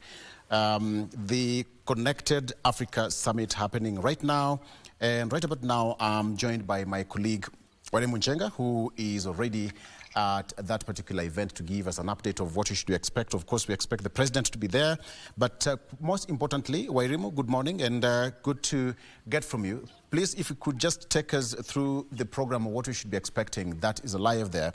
Top government officials are expected to attend, of course, other African leaders. What else would you tell us in as far as the digital economy is concerned in Africa? Well, Victor, as you rightly put it, the president is expected to be here at the first ever edition of Connected Africa Summit 2024. Is the first in Africa, and remember there have been previous Connected Summit, but that has always been around Kenya. But now this is targeting Africa and beyond. And right here at Uhuru Gardens, we have various delegates, dignitaries coming from all over the globe to come here and talk about digital economy, unlocking growth of African connectivity. That is a theme of this year's Africa Connected Summit. And here we are expecting over 5,000 delegates from across the world. We have various private sector, we have the academia here, we have policymakers, and you've seen even the ministers coming here. Over 21 ministers from across Africa are expected to also be here. Later on, we are expecting the president and also the president of Gabon to also be here. We also have 7 special convoys also expected to be here. Right here where I'm standing is the exhibition center where the private sector, companies such as Dell, Amazon, as well as Cisco, other big companies in the world have set up shop here in Nairobi at Uhuru Gardens for the next 5 days to just tell us a little bit about how the digital economy can grow and aims to promote greater collaboration and fuel investment towards the achievement of Africa's Digital Agenda 2023. And you're asking about some of the key commitments, of course, we are going to look forward towards this conference. We'll be seeing the use of technologies and innovation to transform Africa's societies and economies to promote Africa's integration. That is one of the agenda. The another agenda will be generating inclusive economic growth and how we can leverage on digital technologies to stimulate job creation. We'll also be looking at breaking the digital divide. These are conversations that we'll be having across the whole 5 days. Right here, we'll have breakaway sessions right here to talk about eradicating poverty and how we can use digital economy to also grow the economy and ensure that the Africa ownership of modern tools of digital management. Remember, Kenya is one of the fastest growing digital economies in Africa, and Africa is experiencing a digital revolution with increased internet penetration. And according to Communication Authority of Kenya statistics, they say about 22.1 million Kenyan or rather the internet users, and that means our internet penetration right now is about 40%. So you can see how we are growing as Kenya and also as Africa. We'll be looking at who will be here, who will be attending this conference. We'll also be expecting the governor of Nairobi, that is Johnson Sakaja, to also tell us what plans he has for the Nairobians, as well as the minister for, that is the cabinet secretary for information, communication and digital economy, Eliud Owalo, to also give us a breakdown on what they have done for the last couple of years. Remember, we saw the ICT scorecard last year when we saw the government is doing a lot in terms of digital transformation. They are laying 100,000 kilometers of fiber optic cable. These are some of the things that have been indicated in the bottom-up economic transformation agenda. We have also been been seeing the installation of Wi-Fi hotspots across the country. Remember, the target is 25,000 Wi-Fi hotspots. But right now we are about around 1,200 thereabouts. But we'll get the right statistics. We'll get the right number when we talk to the minister later on. And we'll also be installing about 1,450 digital hubs across the country. So a lot is happening across the country when it comes to digital transformation agenda, which is one of the key pillars that this government is key to ensure that we achieve in the next 5 years. And a lot also is happening across Africa. We remember we have to have one digital strategy across Africa. We have to speak one voice as Africa. So that conversation starts now. Victor. Wairimu. The theme of this year is shaping the future of a connected Africa, unlocking growth beyond connectivity. But that is also connected with the Vision 2030 and the Africa's Digital Agenda 2063. The question is, are we right on track? We are. If you look at Kenya, let's say, for example, Kenya, you've looked at the bottom-up economic transformation agenda. You've looked at the digital master plan, which has been led by the ICT authority. They are looking at installation of various digital infrastructure to ensure that we achieve this Vision 2030 agenda, as well as the agenda, the Africa Agenda 2063. So a lot is happening in Africa, and one of the things that the Cabinet Secretary for Information, Communication and Digital Economy earlier on told me is that we have to have a roadmap. By the end of this conversation, that is the 5 days, we have to have a roadmap that will lead this Africa into a digitized economy. Remember, we have to be digitized. Remember, Africa has the youngest population in Africa, a vibrant population, and we have to harness the digital technologies that are there, such as machine learning, AI, we have Internet of Things, all these upcoming machines. We have to find a way of harnessing this technology so that we can grow as Africa.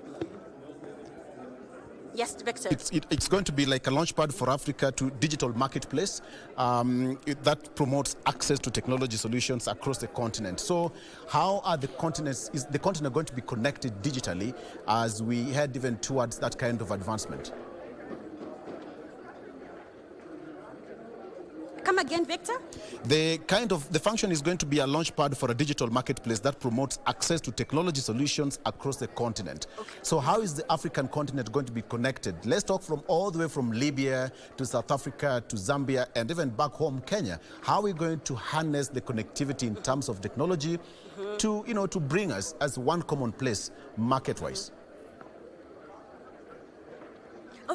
Yes, of course, it is through infrastructure. We have various, of course, challenges and deficits when it comes to infrastructure of digital. But when we come together as Africa and we bridge the gaps when it comes to infrastructure, when it comes to legislation, when it comes to laws, of course, we are going to achieve this agenda of becoming a digitally enabled society, and economies will grow in terms of ensuring that we harness the innovation that the country has. Remember, in Africa and in Kenya, we have many digital technologies here in the country, which we attempt to sell to the globe, and Net Africa does not benefit from these digital tools that are in Africa. So this is an opportunity for us as Africans, as Kenyans, to ensure that we harness our youth population and also ensure that the digital technologies that are available for us, we can be able to use them to grow the digital economy as well as across the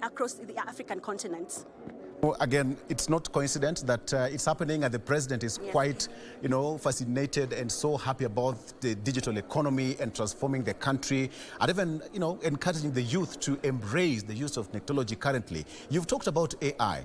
How is it changing the landscape?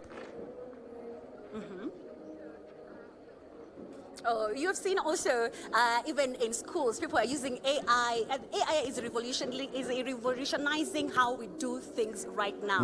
Yeah, and we have to ensure that we are up to date. We do not want to be left behind by the fourth industrial revolution. Remember, we have been left behind by the first, second, and third, and here we are with the fourth industrial revolution. We have to take advantage of these digital technologies and innovation going on, or rather being launched in the globe, and also Africa be part and parcel of this digital technologies also. Finally, I'm asked to ask you, are you in Kenya or where? Because that place looks not like Uhuru Gardens. It looks beautiful. The background looks so good. I mean, give us a view. Wairimu, give us a view. Well, okay, I'll tell my cameraman to show you around. Yeah, show us around. We are at the center of the... Yes, let him, he'll do that right now. So he's going to show you the various exhibitors who are right here in at Uhuru Gardens. Yes, we are in Nairobi. Yes, and look at that. It looks beautiful. The ICT Authority being here set up their booth. We also have seen companies like Tespo. We have seen companies like Dell Technologies in Africa. We have seen also KRA is here. We've also seen AWS. These are big companies that are setting up here in the country. And as you can see the pictures on your screen, we have various ICT companies right here in the country. We have Nia Fiber, we have Health Tech, a lot, Liquid Telecom, a lot of companies right here setting up to just showcase what they have in store for us. Remember, later on, the president will be going around these exhibition centers to just show the world that we are ready, that Africa is ready to participate in the fourth industrial revolutions, that we are ready to uptake digital technologies that are already in the market, that we are ready to harness the youth population that is already here with us, and for it to be vibrant, for us to be able to take advantage of everything that is going on in the world. All right, Wairimu, I want to let you go, but do me one favor. Please, after the summit, pick the biggest television set, the most expensive, and give me the price. I'll pay. Thank you, Wairimu. Thank you so much. Thank you, Victor. All right. Back to you. Absolutely. That is Wairimu Njenga talking to us all the way from Uhuru Gardens. That is the Africa Connect Summit. That is Connected Africa Summit that is about to kick off. The exhibitors already taking place their positions. She's talked about the issue of the summit that will provide an opportunity for African leaders to harness opportunity in presenting the digital economy, as far as also the summit of 2024 will bring together heads of state and government, ministers in ICT, finance, trade, and other relevant bodies. And among the objectives of this particular summit is to highlight the latest technology advancement across Africa regions, and as far as facilitate an exchange of ideas and showcase homegrown innovation in the country. And that is also something that we're expecting. Another thing is it's going to be a launchpad for digital marketplace that promotes access to technology solutions across the continent. Last but not least, again, the summit is expected to develop a pan-African agenda for cyber security. It's one of the biggest issues that the government is handling. It's also going to promote adoption of green technology and focus on educational reforms that cater for digital scale in a fast-changing environment. And lastly, it's going to share innovative solutions and address unique challenges in technology adoption. All right, as I mentioned, the president will be expected to attend that particular function. Right about now, we will be taking you live back to Uhuru Gardens as and when we receive that link. Okay, let's come back home and hand you straight over and take a look at that feature that we had cut short about the sickle cell anemia. Press play, director. For female is 12. For me now, it alternates. Like this week I was not 12, so my HB went down to 10. Yes, but most of the time is 11, 12, which is good on a good side.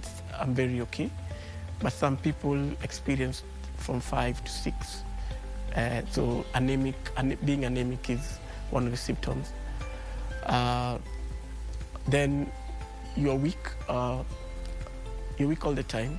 You can't do activities like other people are doing. We have swollen abdomen sometimes, like If you look at someone, they have swollen abdomen, there's a way facial expression that the doctors know. Because I remember when we were admitted in Kenyatta, they'll just come and ask you if you're a sickle cell anemia patient because of the way we looked facially. The treatment and management of sickle cell anemia is usually aimed at avoiding pain episodes, relieving symptoms, and preventing complications. Sickle cell, first let me start there. There's no treatment for sickle cell. It's just management of it. The treatment that is there right now is bone marrow transplant, BMT, which is done in India. I'm hearing that they are coming to, the Indian doctors are coming to Kenya,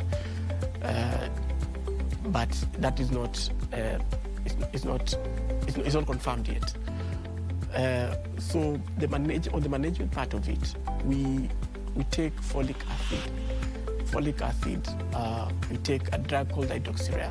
If you don't come from a background whereby you have the availability of having medical insurance that is reliable, it will be a hassle because some of the medication are quite expensive.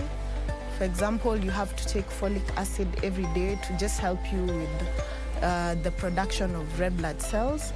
And then there's other medications such as it can be Penv or Palodrin, which helps you to prevent getting infection. And this medication can range from like 10 shillings or even up to 30 shillings per pill. Hydroxyurea is quite expensive. Hydroxyurea is 40 bob per tablet in chemist in our local pharmacy. Apart from that, the painful episode means you need to go to hospital. Yeah, I realize even the NHIF does not support or does not enable you to take hydroxyurea when you're going to hospital. So it will sort you out in terms of the outpatient, inpatient, but when you're coming out, hydroxyurea you buy. Unfortunately, for sickle cell warriors, we are usually exposed to a lot of high-grade drugs, even from hospital, because you might find sometimes the hospital that you're going to does not regulate the kind of painkillers they give you, or they are just responding to how you're responding to pain, because different people have different thresholds for pain. So it's common for people with sickle cell anemia to fall into addiction of painkillers and such drugs, unfortunately. So therefore, that's why we really need to even check in hospitals to make sure that where you're being treated, at least they have your history and they're able to understand generally how to treat sickle cell anemia. People with sickle cell anemia can get affected either in a positive or negative way due to pains they go through. It has affected me on a positive way or a negative way. Let me start on the negative side. I remember when I was doing my master's, I developed something called a vascular necrosis, whereby my right leg, my right hip, was not getting enough oxygen because there was blockage of the sickle for a long time. So I was just using pain medication to numb it so that I can continue the education. But it became worse. I couldn't walk for a year or two, I remember that time. And I even failed some units in my master's and took a very long break that I'm still going back. So that is the disadvantage of it. You can get sick anytime. Sickle cell anemia patients require comprehensive support to manage their condition effectively. My wife has come to understand the disease. We are now 8 years in our marriage, and she has come to understand it fully well. She's the one who can just look at me and say, you have not taken water, you're about to get sick, so take this, do not do this, and all that. So she has become a pillar in my management. For me, being born with the condition of sickle cell, it has definitely prompted me to be able to become a sickle cell awareness ambassador rather than just being quiet about it. So previously I have done sickle cell awareness projects and fundraising, whereby we have partnered with cyclists who did a cycling challenge for 24 hours from Nairobi to Mombasa, so that we can create awareness about sickle cell and, more importantly, fundraise to buy a screening machine for a sickle cell organization in Mombasa. So for getting in touch with different organizations from different parts of the country, especially in Western Kenya and the Coast region, because this is where a lot of people with sickle cell anemia are found geographically in Kenya, were able to identify the need for having screening machines so that even these organizations can now be able to have their own data of people within their community who are affected with sickle cell anemia. So because of this project, actually I was approached by a founder of one of the founding members of the Rotary Club of Karen, and I actually decided to become a member so that now I can be able to be more impactful with this agenda that we have of creating awareness for sickle cell anemia, as well as creating more facilities for screening within the community. The month of September is usually a National Sickle Cell Awareness Month, designated to help focus attention on the need for research and treatment of sickle cell disease. Top comedian in Kenya, Akuku Danger, who is also a sickle cell warrior, had a collaborative initiative with Center for Sickle Cell Warriors, together with Ministry of Health, Kenya Tissue Transplant Authority, and DAMU KE, that is, the Kenya Blood Banking Management System, for a blood drive donation that will help sickle cell warriors in times of crisis. The reason why we came up with this is because we've noticed that in so many hospitals out there, unapata a warrior needs blood urgently. And when they need blood urgently, unapata naambiwa, lazima kwanza you have to talk to your relative, mwenye sijui yako wapi akuja donate damu, so that, you know, so we wanted to bridge that gap in a way whereby if a sickler needs blood, they just give the blood straight away, then the World Bank will always compensate that hospital wherever they are. So it becomes easier and the flow becomes also very easy. Currently we've been having victims of sickle cell anemia patients, mostly in so many hospitals. Like in Kenyatta, we've been having a patient from a neighboring school. That boy has been receiving blood. So we see it's very important for sickle cell anemia warriors to come and mobilize donors for their victims. As we do the phlebotomy, that is breeding process, we normally do it safe. We normally use safe blood. The bags are safe. Everything we are using here are safe and they are sterile. Then from there, after the breeding is done, the blood is also kept safe. From here, it's been kept in our cooler boxes. We have cooler boxes where we normally keep them in a given temperature. Then from there, it's normally taken to our blood bank. Despite all the challenges, sickle cell warriors have hope and resilience that they can live a normal life and achieve their dreams. If the government can come up with a way in which they can also, make sickle cell a priority, just like any other, like cancer and everything, then I think we can meet halfway and, see how NHIF can be subsidized for sicklers, which I think that is the goal that we are fighting as Center for Sickle Cell.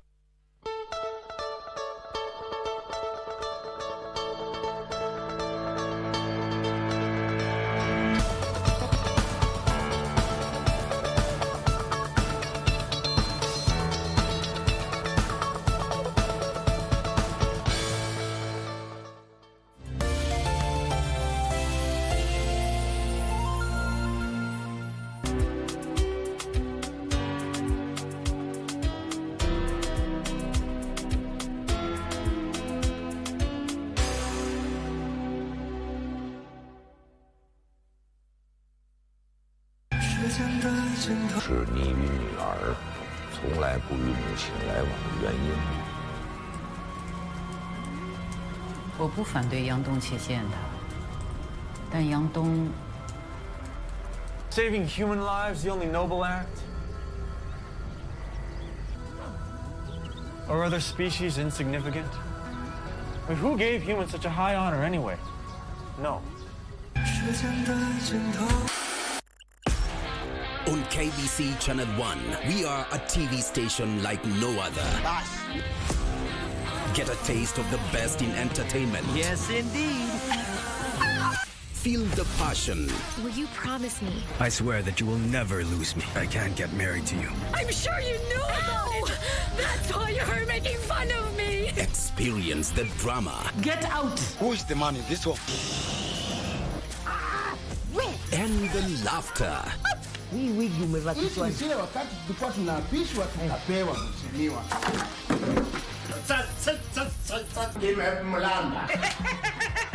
Move to the beat.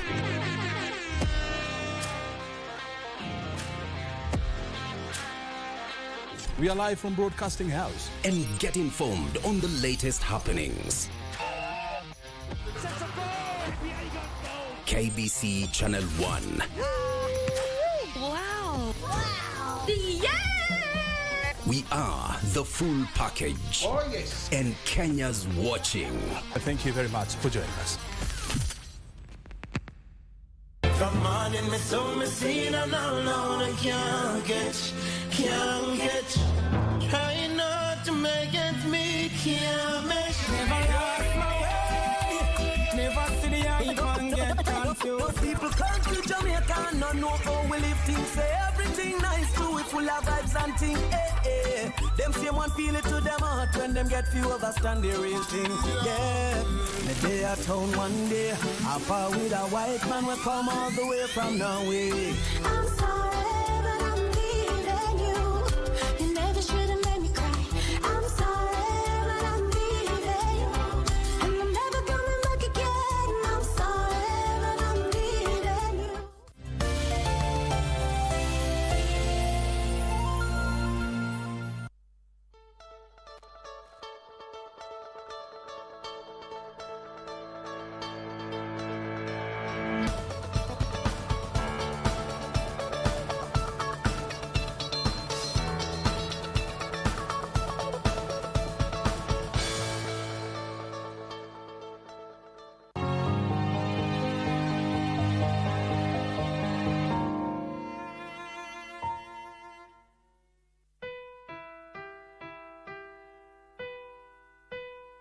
Miscarriage, a heart-wrenching journey that affects millions across the globe.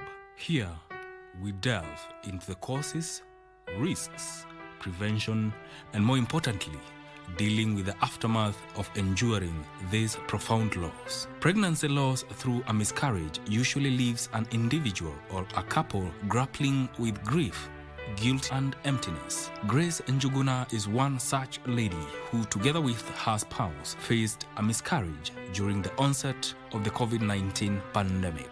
Miscarriage is one of the traumatic experiences that I've gone through in life. Even to start with, it is something that I would never wish any woman to go through it. Even my worst enemy, I would not wish them to go through it.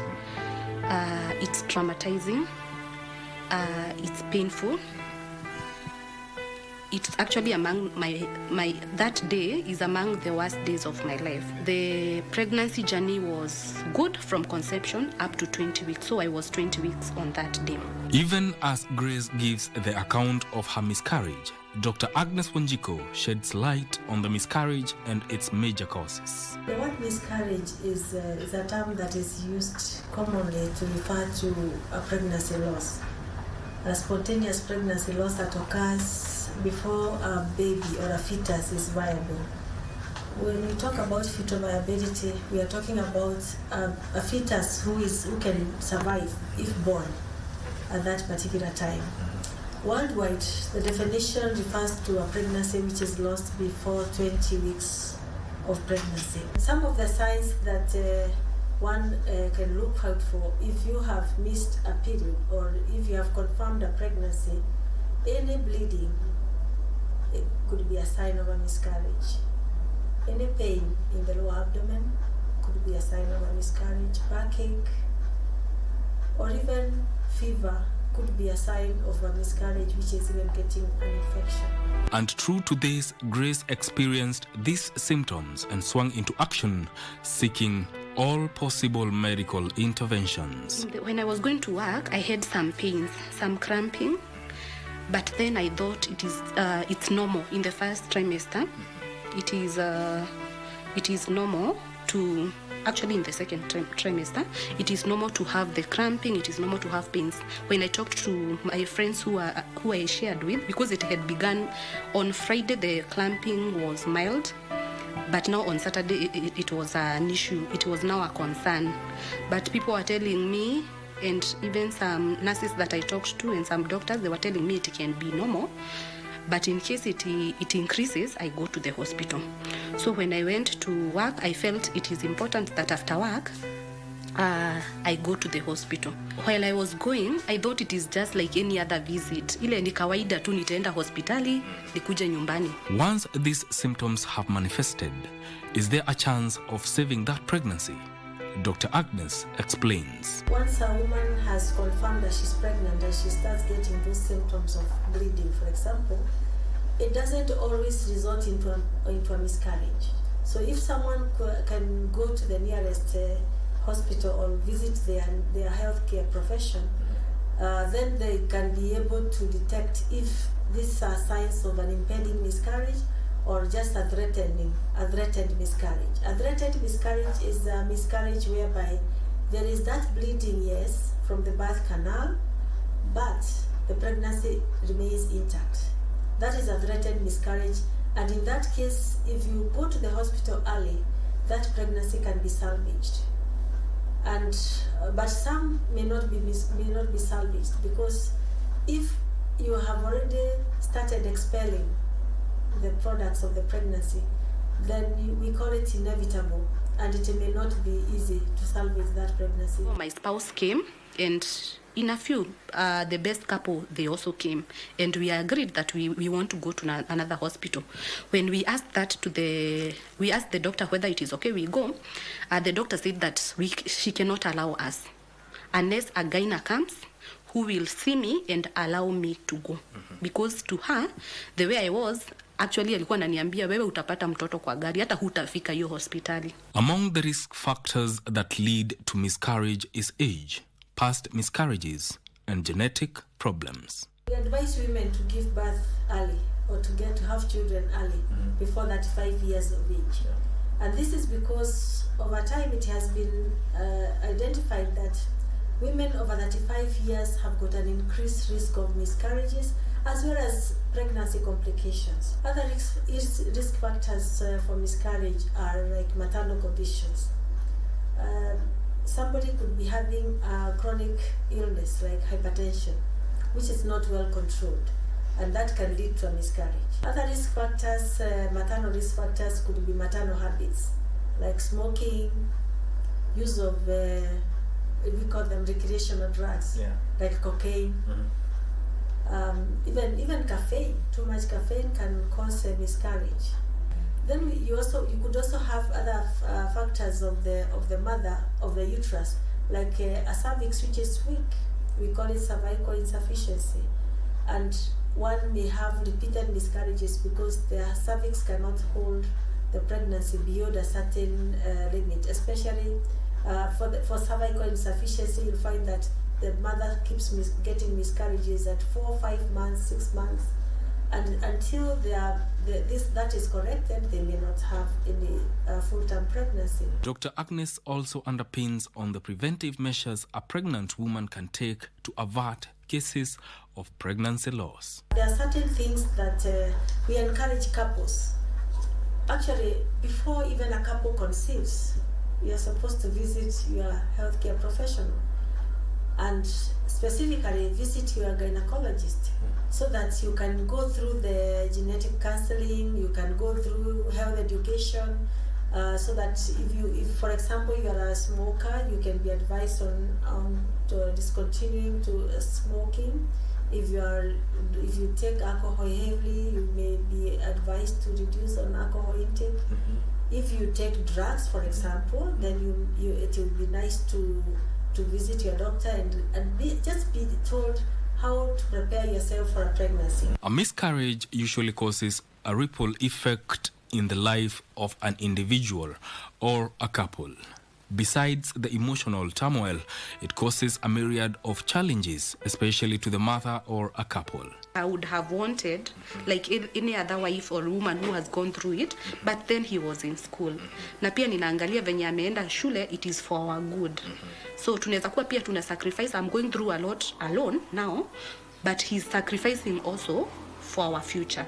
So in his capacity, he gave me the best, and even wherever he is right now, I appreciate him for that. Dr. Ruth Kamunyu, a lecturer and counseling psychologist, explains why couples may grow adrift, especially when trying to come to terms with a pregnancy loss through a miscarriage. Mostly to happen because probably they don't understand the different coping, the different ways of coping.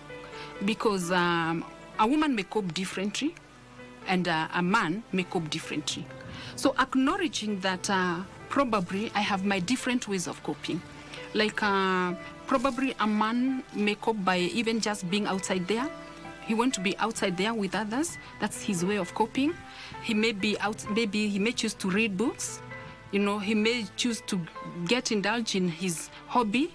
You know, he's looking for different ways of coping, which the spouse may not really understand. One of the most important part of the whole process is acceptance, because from it, an individual or a couple can seek the necessary support. Dr. Ruth Kamunyu emphasizes on the importance of addressing the emotional and psychological trauma resulting from a miscarriage. Professional counseling is also important, because when people go through that order, is actually an order because it affects somebody. You know, one gets emotionally drained. Besides the physical scars, you know, the miscarriage affects one physically. There'll be some changes in the body. But besides the physical scars, the emotional consequences are actually far-reaching. And it has been said that people heal, they heal physically, but then emotionally, it could go for even years if they do not seek for any form of help. So as counselors, we insist on both physical and emotional healing. It's also important. But what if an individual shuns professional help and decides to go it alone? It could take long to heal, and they could adopt some probably coping mechanisms that could affect them later in life. As I have said, it can take years to heal. So somebody may take a different route and adopt some coping mechanisms, probably that are meant to make them forget. And in loss and grief, you know, there's nothing like forgetting. It's about coming to terms with what has happened. It remains important to work with somebody who understands, as Dr. Ruth puts it. Grief is not a one-day thing, yeah? And healing is not a one-day thing. It's about walking with somebody.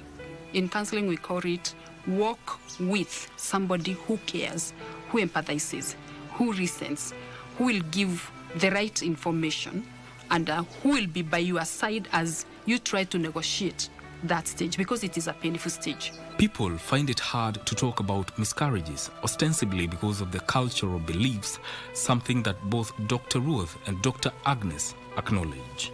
People also fear the stigma. You know, we are living in a stigmatized society. People face a lot of shame, a lot of guilt, a lot of self-blame. So to avoid all that, some people opt to just go it alone. Maybe we already stigmatize ourselves, and possibly you don't want to talk to other people about your misfortunes, because a miscarriage is regarded as a misfortune. So it's possibly just because of our culture. Yeah. It has nothing to do with anything else. The effects of miscarriage do not only affect women, but also men. However, the difference comes in the way a man would handle the emotional effects, especially because he is supposed to show up for the spouse. So for the men, it's also good to really be able to express their feelings. And this is one thing that us counselors encourage the men to do. Unfortunately, the way men are socialized, they are socialized to be heard. So they try to shun away, you know, the feelings. But it is always very, very important to be able to express your feelings in whichever way you can.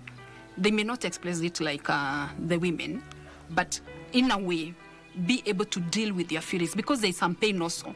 This was your child, you are waiting for it, and probably you had started seeing signs of the baby coming. You're also preparing yourself as a father. It's not only women who prepare themselves as mothers. Men also prepare themselves psychologically, the baby is coming. You know, even that aspect of being called a father, at least I have fathered somebody. So emotionally, they also get affected. Overcoming the fear of conceiving again is a factor that speaks to the hope of carrying another pregnancy to term. Having lost one pregnancy already, how did Grace overcome this fear? My gyna gave me a lot of confidence. Then I walked with him in the journey until nika conceive the McDonald's stitch. He was also with me. So about now the fear, I didn't have much fear, because I had someone I would talk to, someone I would visit in the hospital, someone I would even call.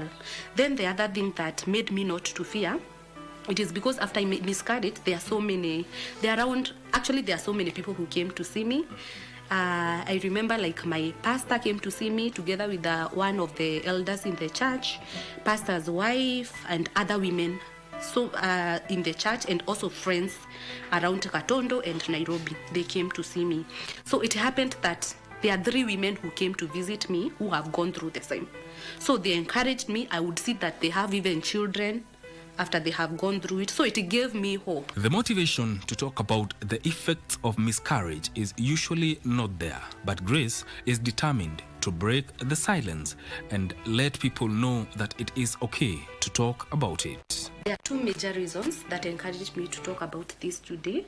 And the first reason is to break the silence of pregnancy loss. And all right, welcome back. Now we are crossing to Uhuru Gardens, where now we are now informed that the president has already arrived there for the Connected Africa Summit 2024 that is scheduled to happen right about now. Earlier on, we had a quick one with Wairi Munjenga, who gave us a breakdown on what we should be expecting at that particular conference and that summit. And now there's the president at the stands being taken around on the various exhibitions at the particular summit. Perhaps we can just take a look and take a listen on what's happening there at the exhibition centers at the Uhuru Gardens.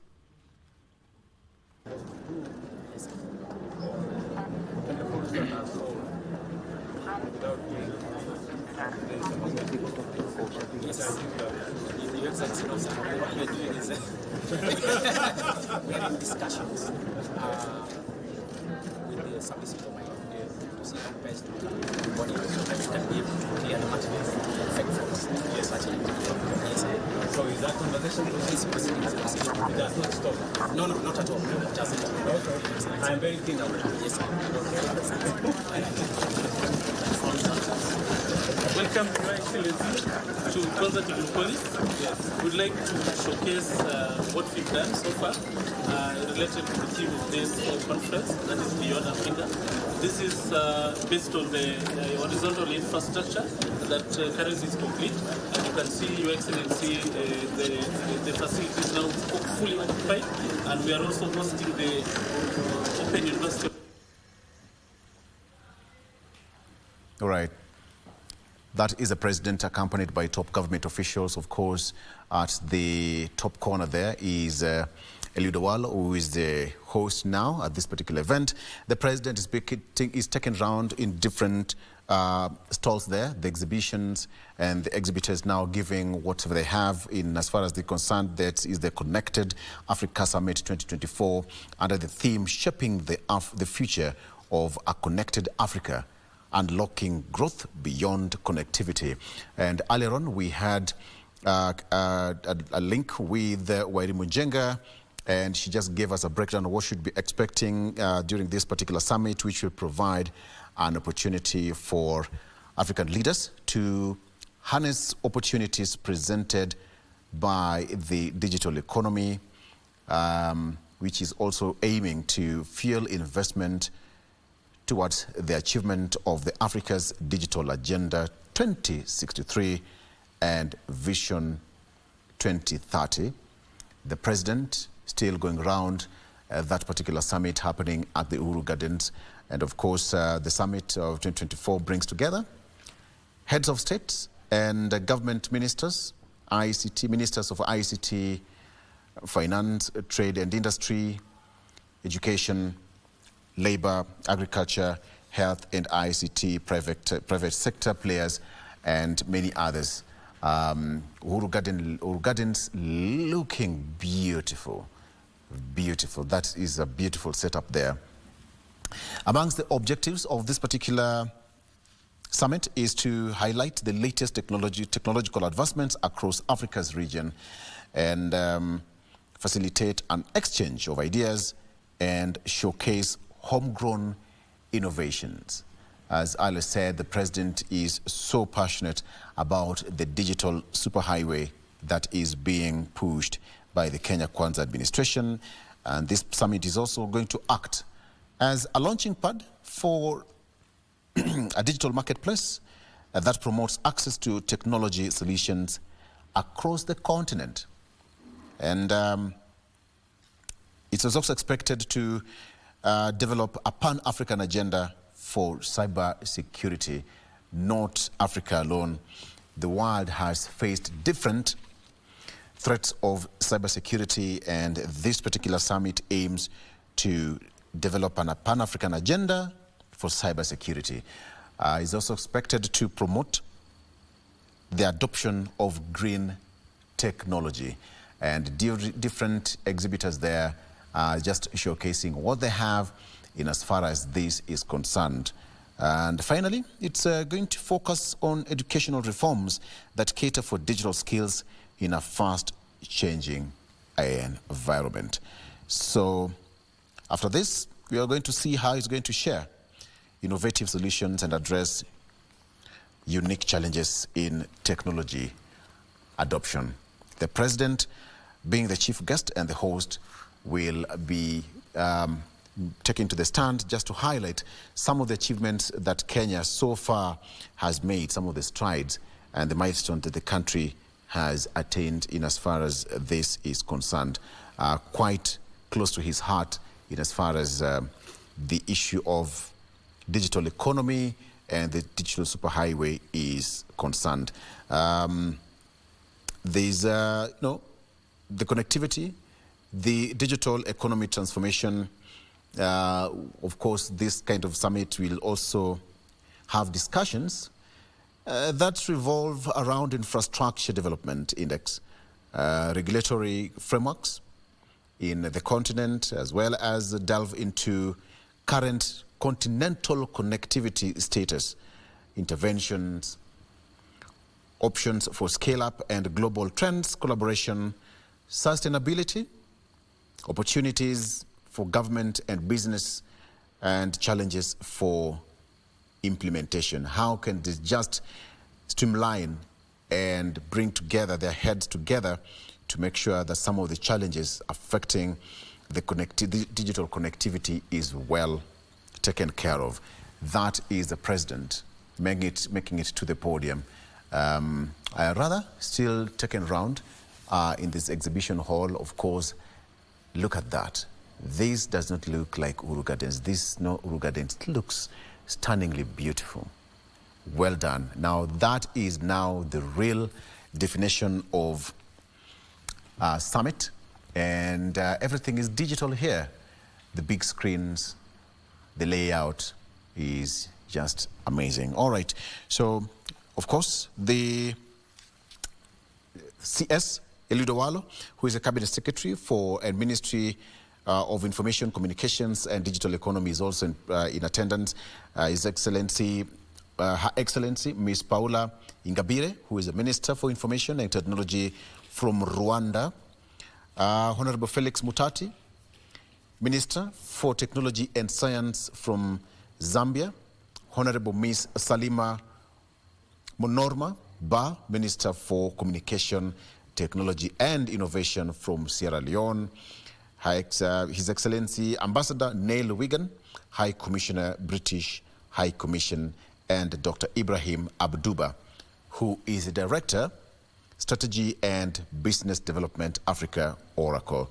A lot will be discussed in that particular event. And of course, some of the notable figures who are also coming in this particular event is Paul Russo, EBS, who is the Chief Executive Officer, Kenya Commercial Bank. We also have Dr. Kamau Thuge, who is the Governor of the Central Bank of Kenya, and Emily Doria, Directorate of Trade in Services, Investment, IPR in Digital Trade, coming all the way from Ghana. Not forgetting the Permanent Secretary for Information and Digitization in the country of Malawi. That is Mr. Baldwin Samuel Chiamwaka, also in attendance. And finally, Dr. Juma Mukwana, who is the PS for the State Department of Industry, Ministry of Investment, Trade and Industry in Kenya.